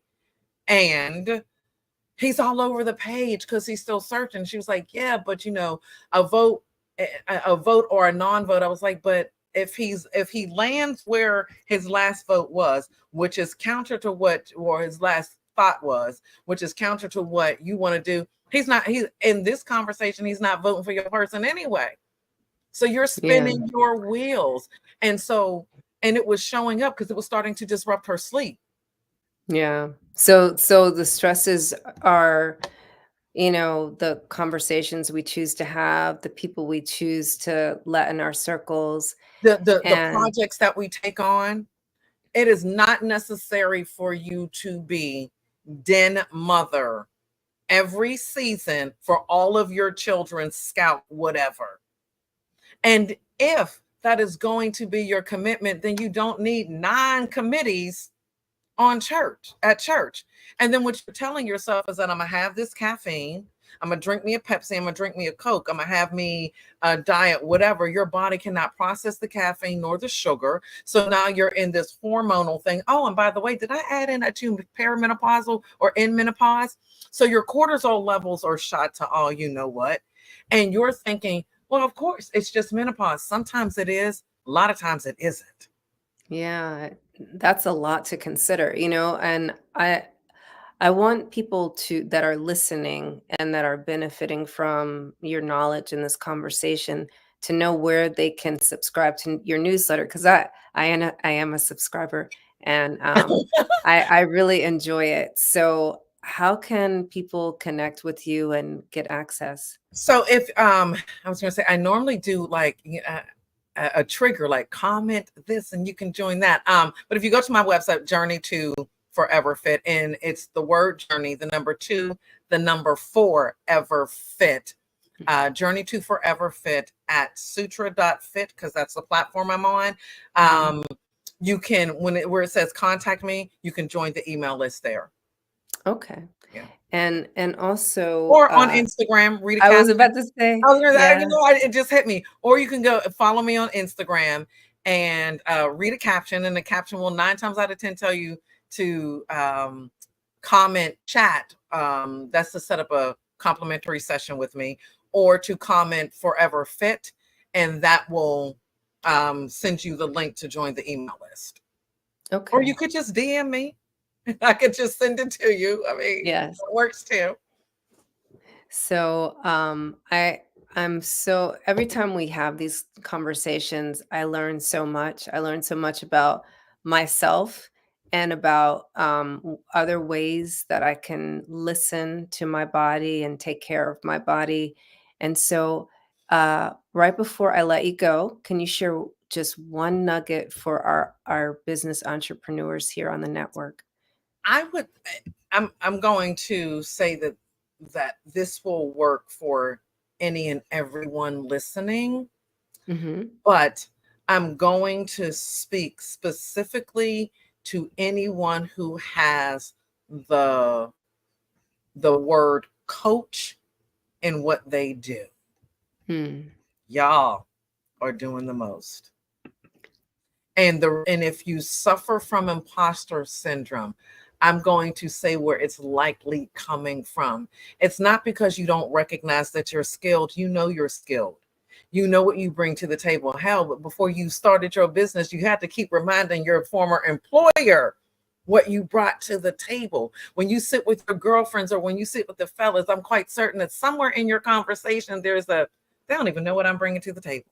Okay. So you know what it is. You feel the imposter syndrome because you're not filling your cup first. You can't run a business on empty. You can't run a business, grow a business, hire a team, hire contractors. You can't have speaking engagements, show up for your clients, show up for your husband, your children, the church, your sorority, the book club, all these things without filling your cup first. And that would be the thing that I would leave you with. Figure out what that means for you, own it, and then start doing it. Start filling your cup first. Thank you so much. It's always a pleasure speaking with you, Heather. And thank you for me. Absolutely, for being on the Black Business Network. Genius is common, and I'll see you next time. See you later. Bye-bye. Bye. The Black Business Expo's mission is to raise funds for high school seniors going to college or K-12 entrepreneurs. This expo is a fundraiser for students. You may go to www.blackbusinessexpousa.com to donate to the scholarship fund or use the Cash App, which is the $ BBXUSA.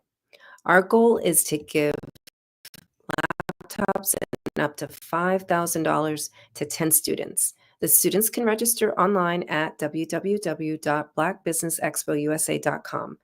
Every dollar counts, so we want to remind you to donate to the scholarship fund.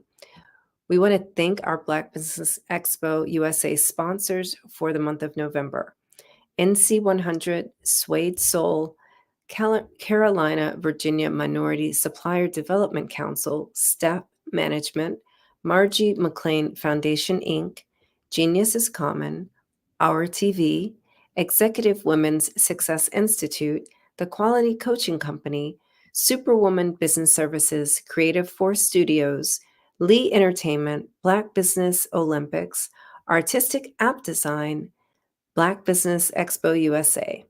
Genius is common, and I'll see you on the other side.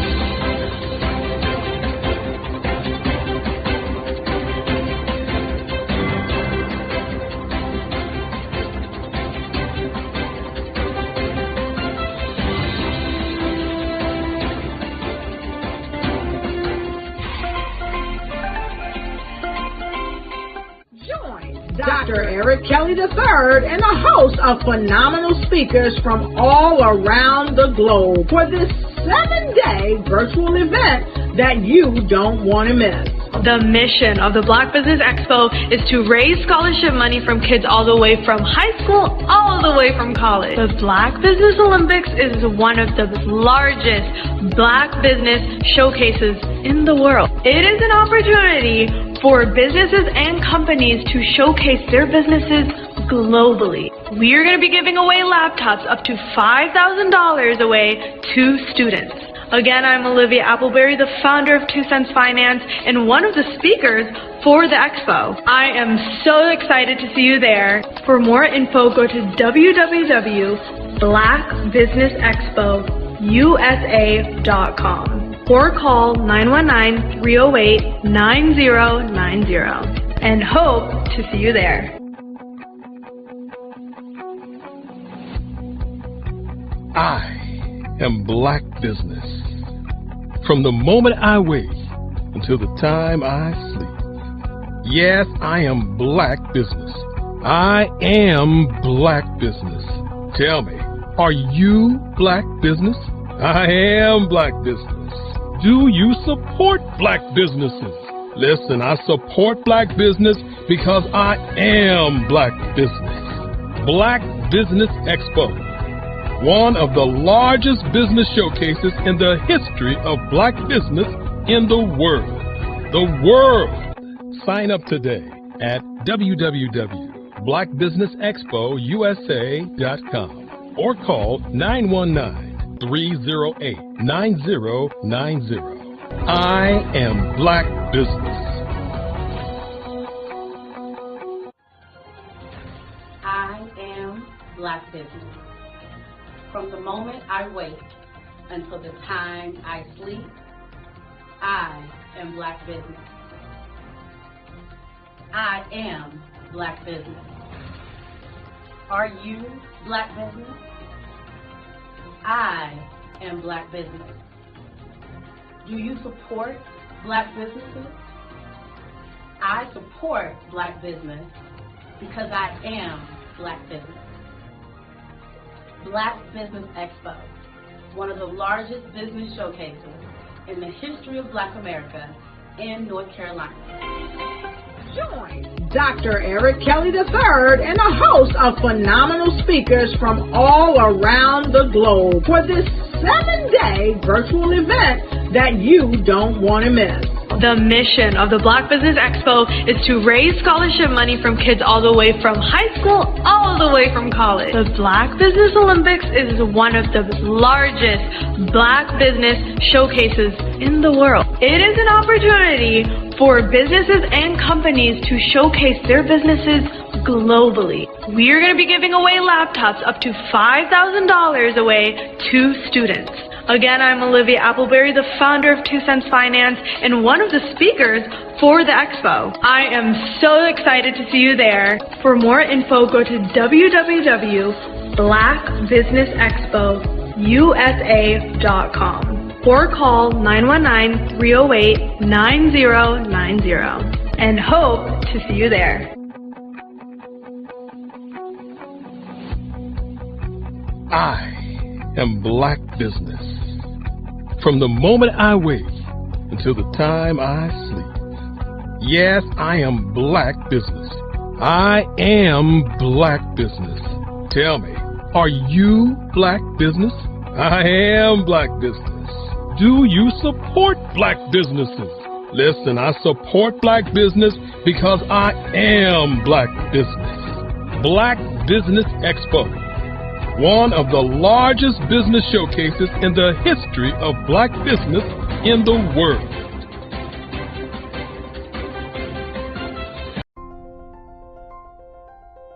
What if you could build your own city? A place where every child can find nurturing people to help them achieve their full potential. A place where every adult can access job training support. Where health education is abundant. Where social justice ruled the land. A place without limitations. Welcome. You have arrived at STEM City USA. It is what every city should be. A safe and trusted community where you find people and resources to help you become everything you are and beyond. STEM City is unlike anything you have ever experienced. It is a digital twin of the world around you, only better. STEM City is about energy and soul renewal. It is more than a digital world. You can almost feel the power of live cultural events, music, and theater. STEM City promises a better future for children with caring mentors and hands-on activities with dedicated tutors to support our youth. STEM City is your passport to a healthy lifestyle with weekly events addressing our community's many issues. STEM City is your financial well-being with helpful information on wealth management, career advancement, job training, and so much more. STEM City is the community you deserve. It is the city where your dreams can come true. STEM City USA, a place in the sky that is accessible to all who reach for the stars.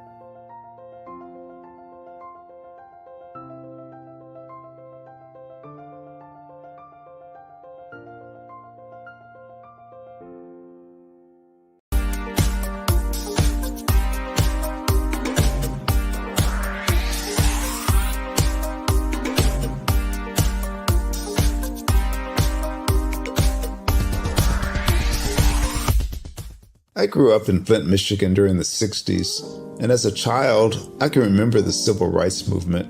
I remember our family huddling around our small black and white TV, and we'd watch all of the things that were going on in Alabama and Mississippi.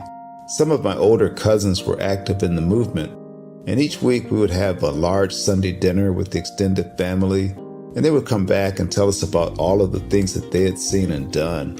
As a child of about 8 or 9 years old, I always wanted to grow up and be a part of the movement. But by the time I became of age, it was all over. All of the marching was done. I always felt left out, that I didn't get a chance to participate in the civil rights movement. But little did I know that God had another plan for me as a computer instructor and database developer. But even then, it bothered me that I didn't see many people of color in my classes. That is when journalist Dr. John Ray introduced me to Dr. Joel Dudley Sr. and Dr. Eunice Dudley of Dudley Products, who had been mentored by the millionaire S.B. Fuller. Through Dr. Dudley, I was introduced to Dr. Lafayette Jones, past Vice President of Marketing for John H. Johnson of Johnson Publishing, and his wife, Sandra Miller Jones, who was the Vice President at Quaker Oats, and together they created SMSI, a national marketing firm. Dr. George C. Frazier of FrazierNet and the Power Networking Conference, Dr. Jackie Mayfield of ComproTax, founder of the largest Black-owned income tax service, and even billionaire Michael B. Roberts. They all believe that the way to close the wealth gap is through entrepreneurship, because we as a people had to overcome slavery, and secondly, obtain our civil rights to be able to eat at any restaurant or stay at any hotel that we wanted. But the third piece is economic equality. And now I am also convinced that we must become entrepreneurs, and to do so we must embrace technology and a strategy of global networking. That is why I created Every.Black, to use my vast experience as a computer instructor to teach entrepreneurs how to use technology and artificial intelligence in business. Every.Black members are listed in our online website directory, promoted in our digital newsletter, on our social media, and on our podcast.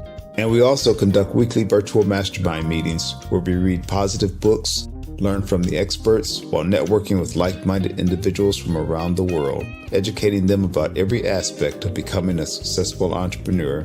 That is what Every.Black is all about. Just go to www.every.black to take the AI and tech classes you need, to register for our mastermind meetings, and to join the Every.Black family.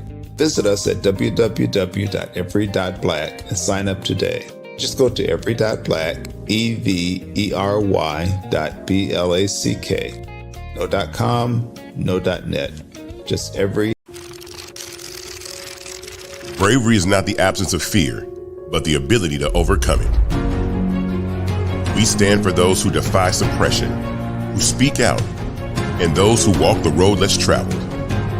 Everyone deserves to be seen and their voices be heard. We're sparking a movement, growing a community of creators united by the desire for freedom, choice, equity, and ownership. At Fanbase, it's all for one and one for all. We support each other to guide, promote, and uplift you in a place where you can unapologetically be yourself. A place where your voice, ideas, and creativity are not just welcomed, but celebrated. We are Black founded, minority funded, and supported by a diverse, inclusive, powerful community that believes in the strength of authenticity and individual choice. Regardless of success or background, we welcome you, the marginalized, the underappreciated, the successful, the superstar. We're for all who seek a space to express themselves freely, where they are rewarded for being their authentic, true self. We transcend labels because only we have the right to define ourselves.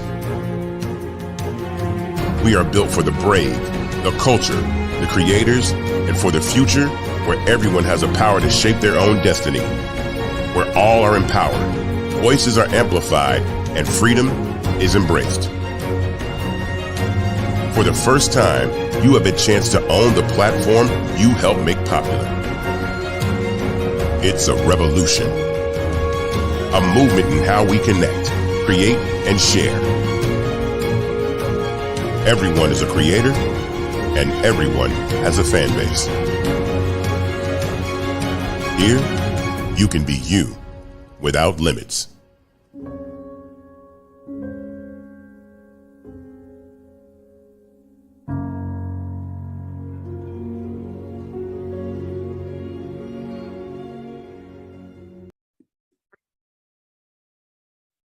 Hello, I'm Dr. Madeline Ann Lewis, President and CEO of the Executive Women's Success Institute. And my genius is helping women accelerate the path to success. You know, I was blessed to have strong women in my life who encouraged, motivated, and pushed me to do my best and to never even think about giving up on my dreams. So I say to women, we must show up to rise up. We have talents and potential, but who will see them if we don't speak up and get noticed? I know that women are a tremendous resource on this planet, and there is nothing more fulfilling than helping a woman tap into her full potential. I do this because I want to be a part of helping as many women as I can to show up, to rise up. I do this because genius is common. Did you know women represent just 3% of Fortune 500 CEOs and less than 15% of corporate executives at top companies worldwide? Have you wondered what the secrets are to getting into the top ranks, whether in the private or public sector? Do you want to figure out how to stop being held back in your career or passed over for promotion? Then you're in the right place. Hi, I'm Dr. Madeline Ann Lewis, President and CEO of the Executive Women's Success Institute. I have decades of experience in the military, the federal government, and corporate America, and my mission is to help women succeed and tap into their full potential. I want to reach 1 million plus women around the world to become the leaders they are meant to be. So if you want to move into a management or executive level position, or maybe you are a female veteran transitioning out of the military into business entrepreneurship, then reach out to the Executive Women's Success Institute at 301-693-3284. Let us get you on the fast track to success.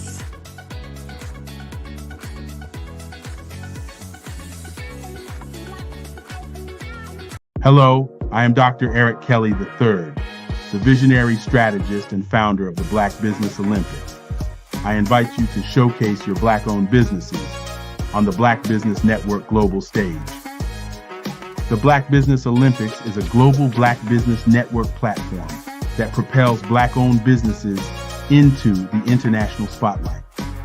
By showcasing your business on the Black Business Olympics platforms, you can reach a worldwide audience of potential customers, partners, and investors.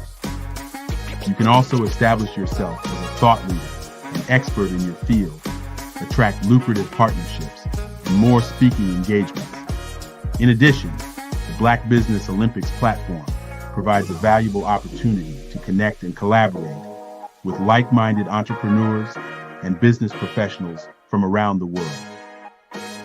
This can lead to new business opportunities, ideas, and relationships. Finally, by sharing your story and expertise on the Black Business Olympics platform, you can inspire and empower others. This is a powerful way to make a positive impact on the world and leave a lasting legacy. If you are a Black-owned business owner, I encourage you to seize the opportunity to showcase your business on the Black Business Olympics platform. It is a once-in-a-lifetime opportunity to make an indelible mark on the world. Be one of the 1,000 visionary entrepreneurs who are changing students' lives, shaping industries, and leaving an unforgettable legacy for their families. Unleash your voice on our global stage and watch your business thrive. Black Business Olympics is one of the largest Black business showcases in the history of Black business in the world. Yes, the entire world. Just give me a call today at 919-308-9090.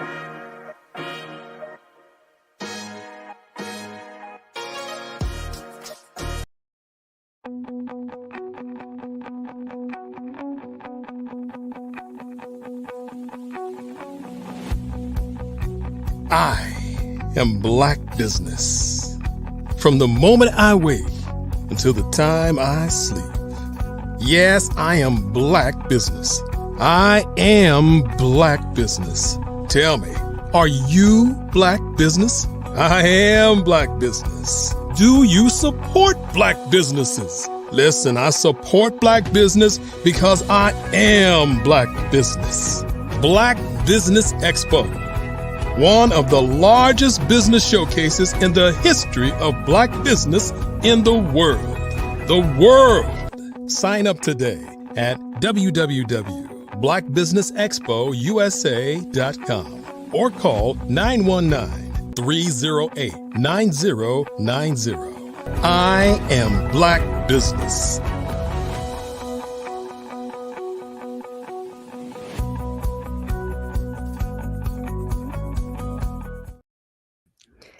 Good day, business owners, entrepreneurs, thought leaders, and corporations. Welcome to the Black Business Network. My name is Cordelia Gaffar, and I'm your Black Business moderator for this edition of the Black Business Network. The Black Business Network is a 24-hour business network showcasing Black businesses, business owners, entrepreneurs, and thought leaders worldwide.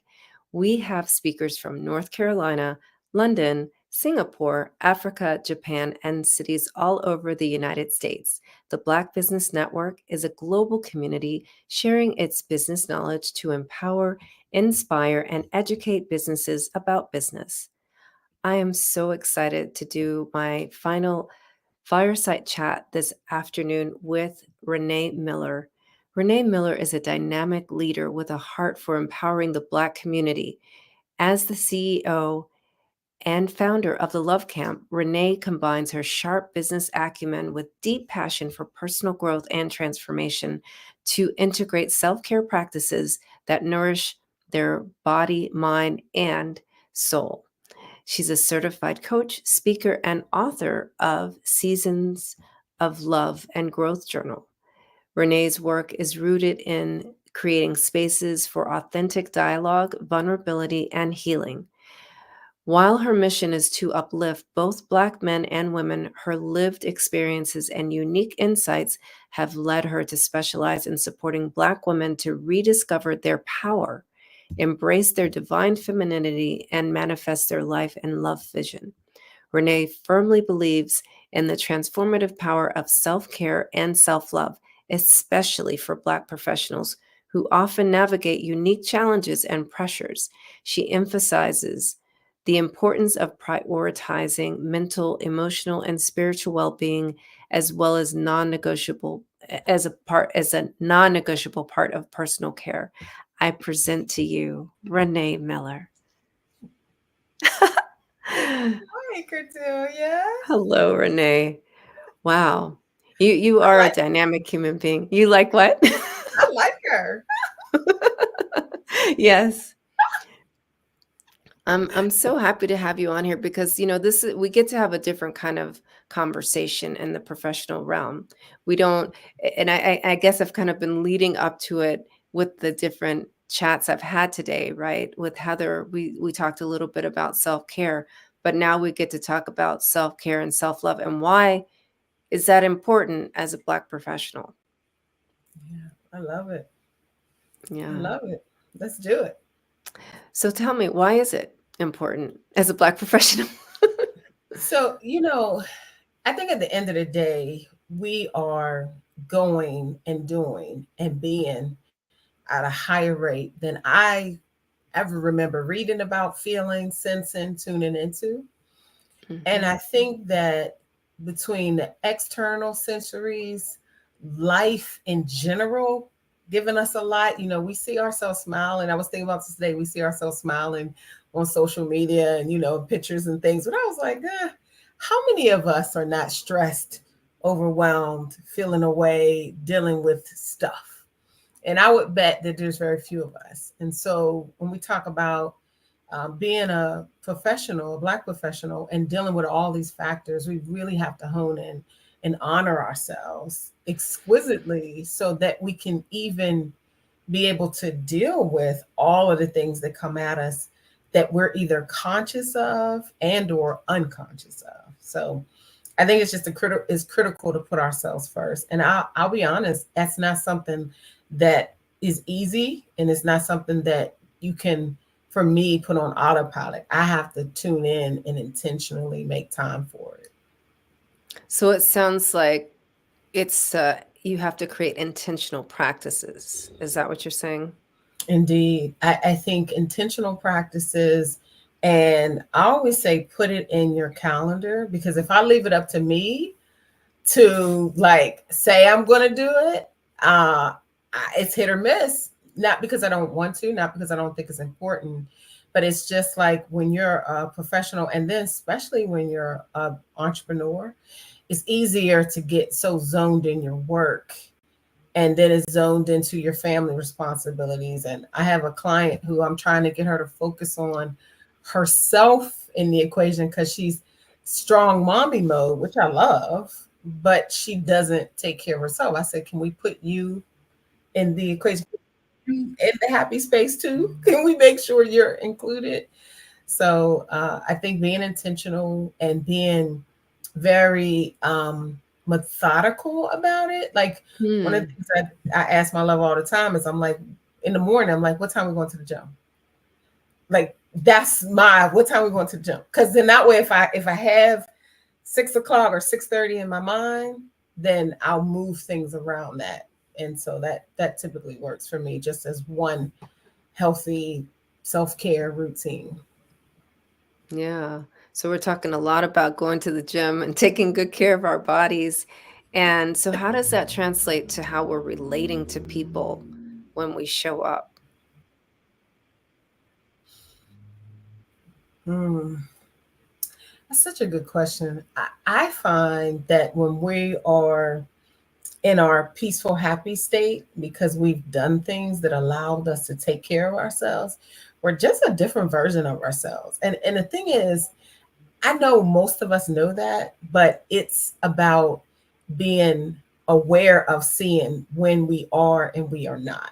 Because I find when I am taking exquisite care of myself, and I'm not just talking about my physical, but my mental, my emotional, my spiritual, I'm just a more grounded, happier, peaceful, less anxious version of myself, because I've nourished myself, and what people get is the overflow, not the depletion. And it took me years to understand that. Yeah. We running on empty, it just seems to be what's accepted and expected, especially as a business owner, as a professional. I think really definitely in the corporate space, the programming is you're a part of this machine. Correct. And you're a cog in that machine. And if that cog conks out or breaks, we replace it with a new one. But the expectation is you get it done, period. At the cost, irrelevant. The effect of how it spins over, irrelevant. Now, I do see some organizations attempting to do better at wellness and prioritizing. Even when I was at my former corporate management role, I was part of bringing in self-care practices and prioritizing well-being. But I have to agree with you. I think it's such a normal to just get it done. Like, and when you're a cog in a machine, you're not an individual. You're not heart, soul, spirit, mental. You are a role to fulfill in that organization's tasks. Wow. So was that your inspiration to write your book? Um, I wouldn't say that was the exact inspiration. I think the inspiration for me was seeing so many of my clients and so much of the Black community struggling with how they identified not only love as this vehicle of relating in relationships, but how many of us didn't know how to start with self, do that inner reflective work to be self-aware and self-in tune, so that self-love and self-care is not just this theoretical word. Like it's almost, I wouldn't say it's almost like cliche-ish now, like self-love, but it's such a powerful word. And for me, I was thinking, how do I help more Black women? I hope to write one for men, because people are asking me all the time, when you write one for Black men? But my goal was, how do I help more Black women that are not aware of not putting themselves in the equation? And when you're a working professional, it's so easy not to put yourself in the equation. Like, and that sounds weird, but it's common.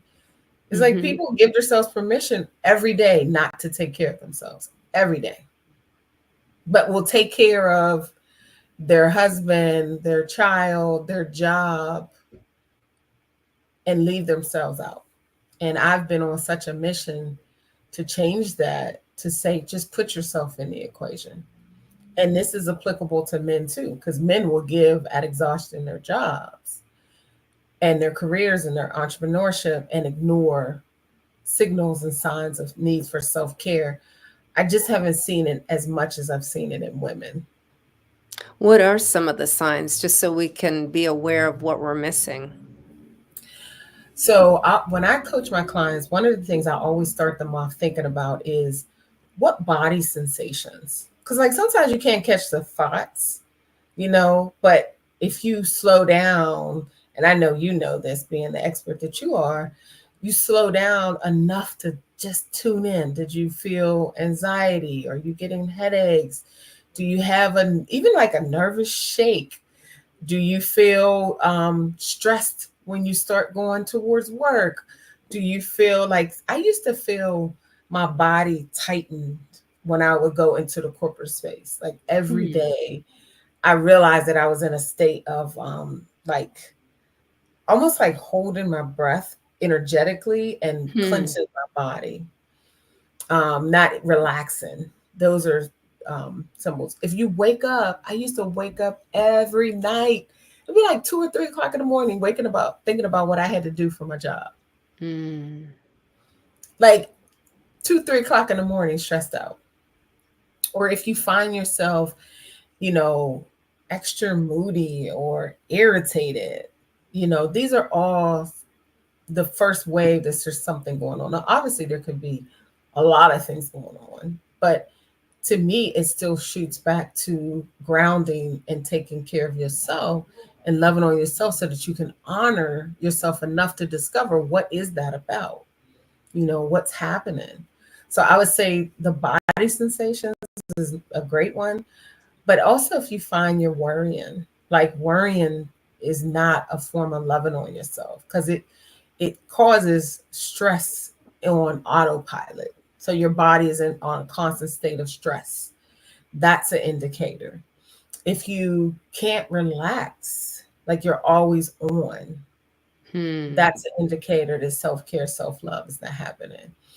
If you find yourself like repetitively trying to fix something and instead of allowing it to be, and come back to it. Again, that's like torturing yourself. It's almost like an impulse. Those are things to look at, because they're indicators that something's going on that needs not just your attention, but needs you to look at, how are you approaching, how you're honoring and resolving this thing? What's the impact on you in the process of having this thing, this worry, this stress, this thought process, continue to go on autopilot, or this job? So I think people need to definitely slow down and tune in. Yeah.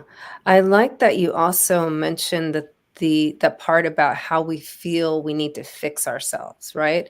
So, um, because we're not machines, right? And Mhm. we're not broken, but it's rather an opportunity, like you were saying, to just notice and maybe allow, like maybe this is something not to fix, but something to slow Mhm. down with, and create community around or seek some support with, or something like this. Because one of the things that I have come across, and the clients that I work with, is that they feel like they're not complete, right? And they need that outward validation of their position, their status, Mhm. to complete them. I see that you're you're like, oh, yep, I've seen that once or twice. Indeed, I have. Yeah. Yeah. I think there's this whole seeing your purpose and your definition through the lens of your job. I used to talk about this a lot.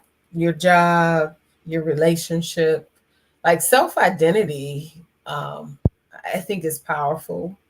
And I think unless you give yourself permission to truly be the authentic you, that, like you said, that validation piece, it shows up very interesting, like very interesting. In my line of work, I talk a lot about, um, not wanting, and it's Black women and men, I've seen it, but not self-identifying. And it could be a societal thing, but for us, I feel like it's damaging to see ourselves through what we've accomplished, for what we have, what degrees we've earned.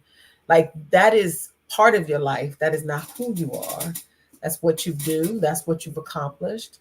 But I think it's dangerous because if things alter and the authentic you is not allowed to come through, then we run the risk of having some type of incongruency. Because anything can change. Life changes. And when we're attached in our identity to those kinds of things, that adds stress within itself because I think we're working so hard to maintain that identity. And if it's your authentic you, perfect. But if it's a you that you've created to see that validation, or to seek that validation that wasn't received, that's when it gets dangerous. Mm-hmm. That's when it gets dangerous. Yeah. Yeah. Seen it a lot with clients. Yeah. I always say, who will you give yourself permission to be? I That's the like part. that. Who will you give yourself permission to be? And you can create that person, right? Through practicing being Yeah. that. Agreed. So I want to talk a little bit about your book. I mean, I want to talk a lot about your book, not like giving it all away, but what I love about it is exactly that. It's for me, it's helped me to create my practices differently, um, and I talk about self-nurturing, but I never really considered that. And what I've learned through your Seasons of Love journal is that the precursor, right? You can't just jump from not caring to nurturing. You got to have the self-love piece in between, right? And so Very true. Very true. Mm-hmm. And that's so intentional. Yep. okay, yes. So That's so intentional. like because I think, like you were saying earlier, the word self-love tends to be a little cliche-ish, right? We've heard it a lot through the pandemic, self-care, self-love, self-care. And like the practice and the embodiment of that is really just that, a practice. And it's an intention that has to happen every day. And so the way you created the book is like absolute guidelines where you're noticing and you're allowing yourself to witness what's really happening. Thank you. Yeah. So the Seasons of Love journal it's just my love letter to Black women. Like it literally is, hey, so first of all, I love Black folks in general. You melanated, I'm rooting for us. I love us, and I'm grateful to be able to do work that supports us.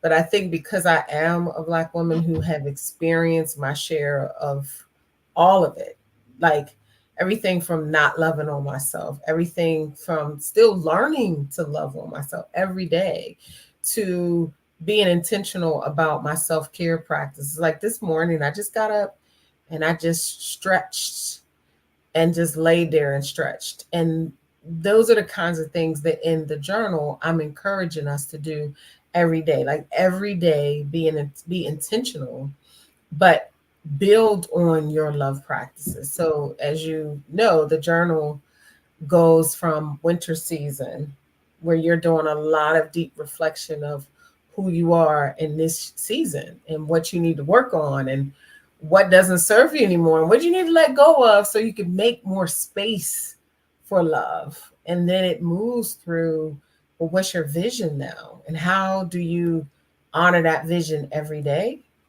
And then it goes to actually practicing. And so it is a very intentional art that I put together. And I call it art because it's beautiful when you do the work on yourself daily. You start to see a different version of yourself. And that's what I get excited about. So it's like a masterpiece being created through journaling. It is. And it is very simple. But what's simple is not always easy. So, like, there are pieces of the masterpiece where we're just like, does that require yellow or orange? And what is the distinction, right? Correct. How do we not get caught up on the yellow or the orange, though? At the end of the day, we're going to need a little bit of both. And some days we have to be willing to say, today I'm accepting orange. I'm not thinking and worrying that yellow's not in this equation. I'm just going to accept the orange. Tomorrow, I may accept more orange or I may accept yellow. I think when we are attached and not allowing ourselves to be, and you talk about this a lot, like allowing ourselves to be in the moment of this is what I need, this is what I want to honor. And that's what work too. Like, hey, there are times that I know I'm caught up in work mode, but my body and my spirit just needs something different. And I'm learning to listen to that. I'm learning to like say, okay, I need to take a moment to step away from work. Despite the fact that I got a gazillion things I'm looking at, I got deadlines I'm giving myself, but I need to step away. So I think just being. Yeah, let's talk about the stepping away bit. So, are there places that people can go to step away with you? Yeah. Whew. So there's symbolic places and there's literal places. Symbolic places are, where is your happy place out in the world? Like for me, I have a spiritual room. Sometimes I go down there and just breathe and just stretch and just lay. Sometimes my happy place is out in nature, just taking in the trees, But the actual literal place is that I know for me, I have a Seasons of Love program. And that's where I realized that women come weekly to exhale with me. Like first thing we do is breathe, and we intentionally be like, let all that stuff out that we know don't serve us. Like, just don't bring it in, let it out. And then let's have the love conversations. Let's have the funny conversations. Let's have the deep dive conversation. Let's have the cry conversation. And all of that, I think, has been the space to step away. We're usually together 2 hours in the evening once a week. And people have told me that hour and a half to 2 hours has made a huge difference in their ability to exhale and step away. And when they come back, the view is different. Because if you don't step away, it'll look the same and you won't have a different view. And you won't know what you don't know about yourself. Correct. You don't know what you don't know. And you have to be willing to take a look. Like even sometimes when I'm learning, the more I step into my CEO mindset, the more I give myself permission to like break up some of my intensive focused things that I'm doing, and I step away and just kind of breathe, the more I learn about myself. Like sometimes I'll have thoughts, I'm like, that's interesting, Renee. Like I had this whole conversation, that's interesting. That's my thing. I'll say to myself, that's interesting, because I allow myself to be, and it's almost like an observer watching myself. And I find it fascinating. I'm like, what's going on over there? What made you make that decision? So I think those are all factors in the success of how you move through. And my seasons of love course, I think it is an unapologetic space to like come together in sisterhood and really do the deep work. And I tell you, I just say this as a sidebar, we have Darius Stanton with the Love Camp, and we want to bring a men's version. We won't call it Season of Love, but we want to bring a men's version because we also recognize that men also need a space to step away and just be and exhale and breathe. And so I think exploring more and more with Darius will help us to have these two spaces for men and women so that we can come together and breathe out some of that stuff, and be better versions of ourselves. I love your word choice. When you're doing that inner inquiry, you're like, that's interesting, right? It sounds like curiosity to me. And so like for people that don't think like that of themselves, they're like inner punching bags, right? Yeah. How did you get, was there ever a time that you were like you had an inner mean girl, or you've always talked to yourself like, that's interesting, Renee? Look, I know that it was a process for me to get to here, so I'm just wondering, were you born like that? Because I wasn't. No. So I don't recall having an inner mean girl. Okay. But I do recall having an inner sad, depressed, defeated, insecure girl. And she and the mean girl are the same to me, because the abuse of the mental of who you are, what you're capable of doing, how to appreciate yourself, how to love on yourself is very, very damaging. And so I had a version of me that I used to like didn't talk to myself with confidence or love or faith. It was depleted and not good enough. And like it was always a tone of, you should be suffering because you're not enough. You should be sad because you're not enough. You should be depressed because you're not enough, or you're not who you need to be. And that took a lot of energy for years. So yeah, that was there from teenage all the way up to like early 40s, because I had to learn to shake it, and I had to shake the root. But initially I was shaking the leaves. And I didn't know the root. So I would shake the leaves and get some resolve, but then something else would pop up. And then I was like, let me shake that leaves, and then something else would pop up. And then finally I had to get to the root And I did a deep dive on all of my life trauma experiences, messages that were given to me, lies that I accepted, and by no stretch am I done keeping my eye on it. Because you got to, for me, I have to keep my eye, like I always say to myself, I give tough love when I need to, but it's always wrapped inside of love. Like I might be tough. Like I might be like, girl, sometimes I'll be like, Renee, come on, get it together. What was going on with you? Like I'll literally say that to my, what was going on with you? But I say it with love coming up. I'd be like, babe, you got this. Because I think we have to be our own advocates for our own messages we tell ourselves. The world will tell us everything that isn't good for our sustainability. And we have to tell ourselves something different. So not necessarily a mean girl, but she was the depressed girl. She was sad all the time.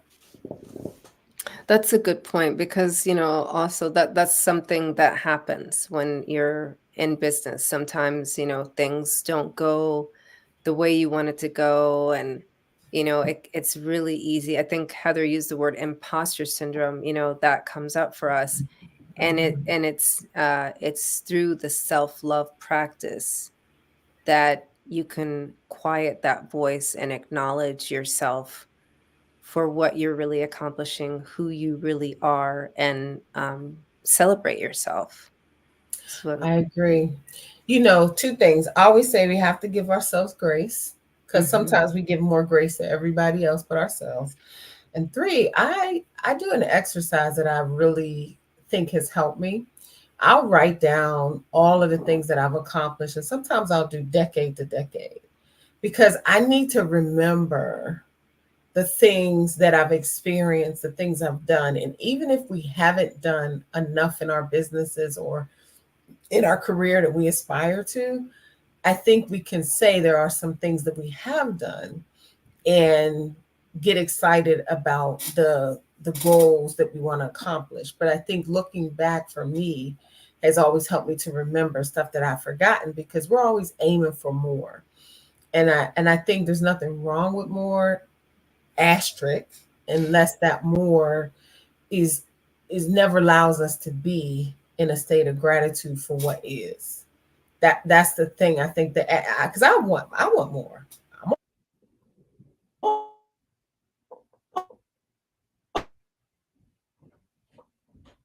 I was excited about more, but not at the expense. So yeah, that's kind of my thinking about it.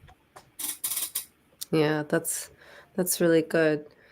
So what else would you like to share with us about how we can show up better as Black professionals in our businesses using our self-love and self-care practices? So there's a couple of things that stand out to me. One, the thing I see the most in the work that I do and the clients I support, like I'm an executive coach for Black emerging leaders. And one of the things that I see is that we have to learn to trust ourselves. Because part of when self-care and self-love is not in alignment too for us is because we struggle with trusting ourselves. We struggle with being able to have that self-trust that will guide us in our daily activities. So that's one thing that I say. If we strengthen our self-trust, we'll learn how to put professional and personal boundaries up, because that gets in the way of our self-care and our it turns into other areas that start to domino, like when we don't have the self-respect like we would, and we don't have self-advocacy, and those are all things that the more we learn to trust ourselves and rely on ourselves, the more we can then see the evidence of it. And when we see the evidence of it, we put those boundaries up the way they need to be.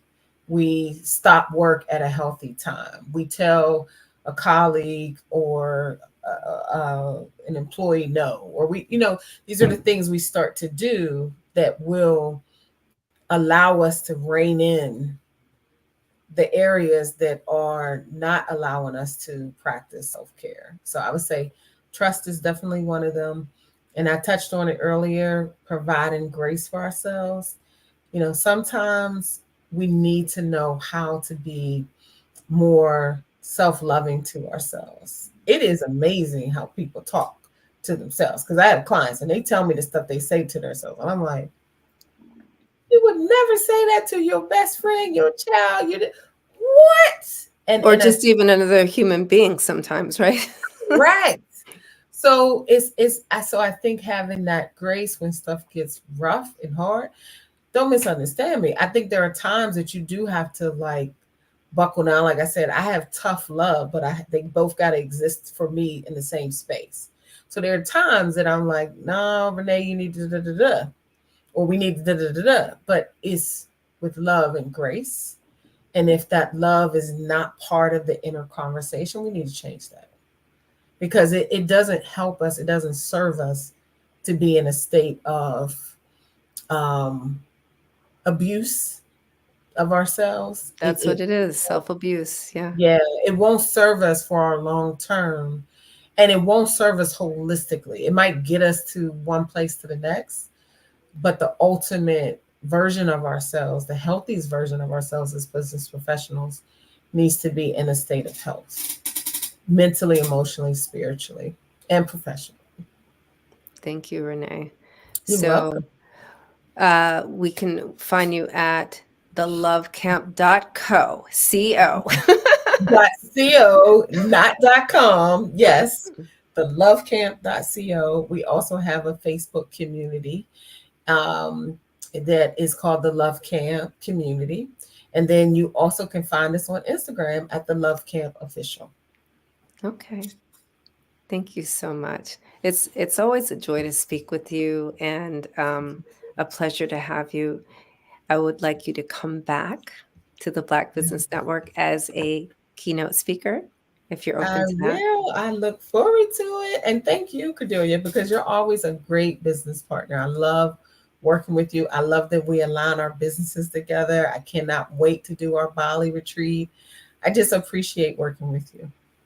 Thank you. Yeah, I'm excited about Bali too. So, well, genius is common, and I'll see you next time.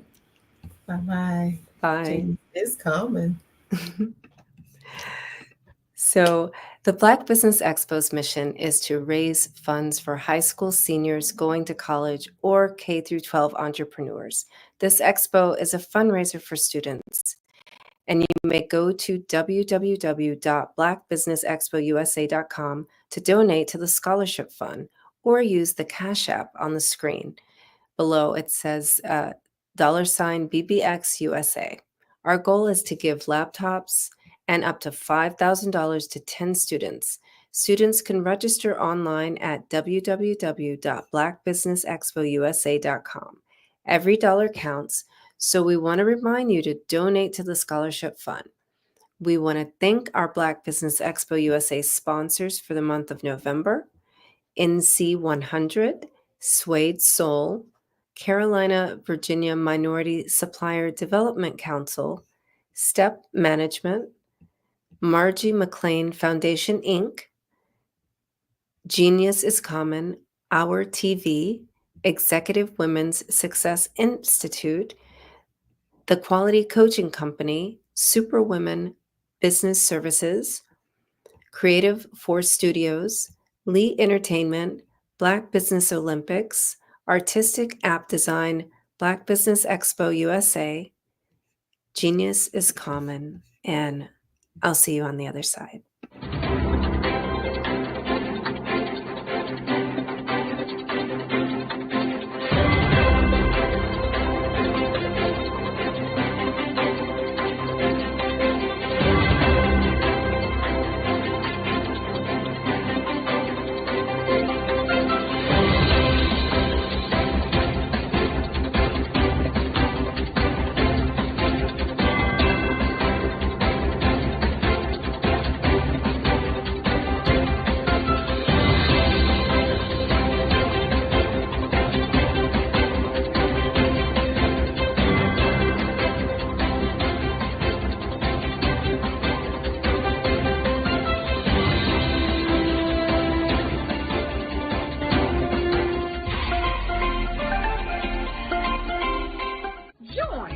Dr. Eric Kelly III and a host of phenomenal speakers from all around the globe for this 7-day virtual event that you don't want to miss.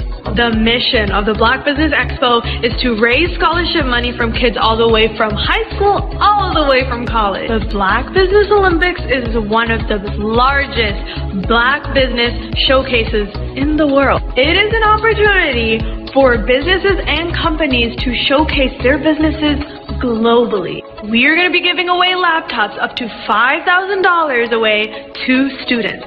Again, I'm Olivia Appleberry, the founder of 2 Cents Finance and one of the speakers for the expo. I am so excited to see you there. For more info, go to www.blackbusinessexpousa.com or call 919-308-9090 and hope to see you there.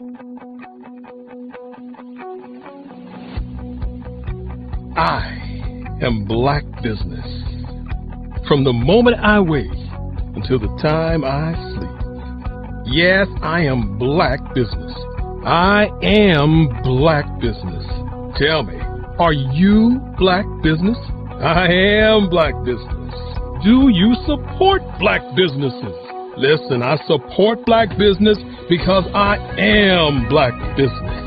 Black Business Expo, one of the largest business showcases in the history of Black business in the world. The world! Sign up today at www.blackbusinessexpousa.com or call 919-308-9090. I am Black Business.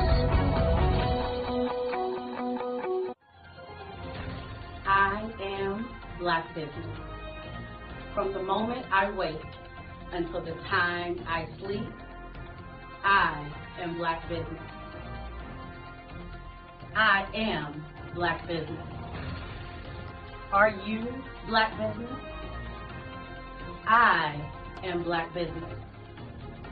Do you support Black businesses?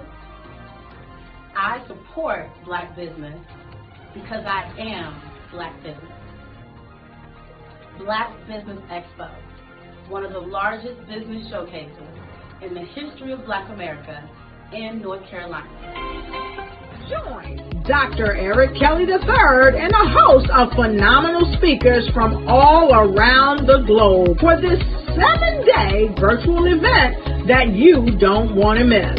The mission of the Black Business Expo is to raise scholarship money from kids all the way from high school all the way from college. The Black Business Olympics is one of the largest Black business showcases in the world. It is an opportunity for businesses and companies to showcase their businesses globally. We are going to be giving away laptops up to $5,000 away to students. Again, I'm Olivia Appleberry, the founder of 2 Cents Finance and one of the speakers for the expo. I am so excited to see you there. For more info, go to www.blackbusinessexpousa.com or call 919-308-9090 and hope to see you there. I am Black Business. From the moment I wake until the time I sleep. Yes, I am Black Business. I am Black Business. Tell me, are you Black Business? I am Black Business. Do you support Black businesses? Listen, I support Black business because I am Black Business. Black Business Expo, one of the largest business showcases in the history of Black business in the world.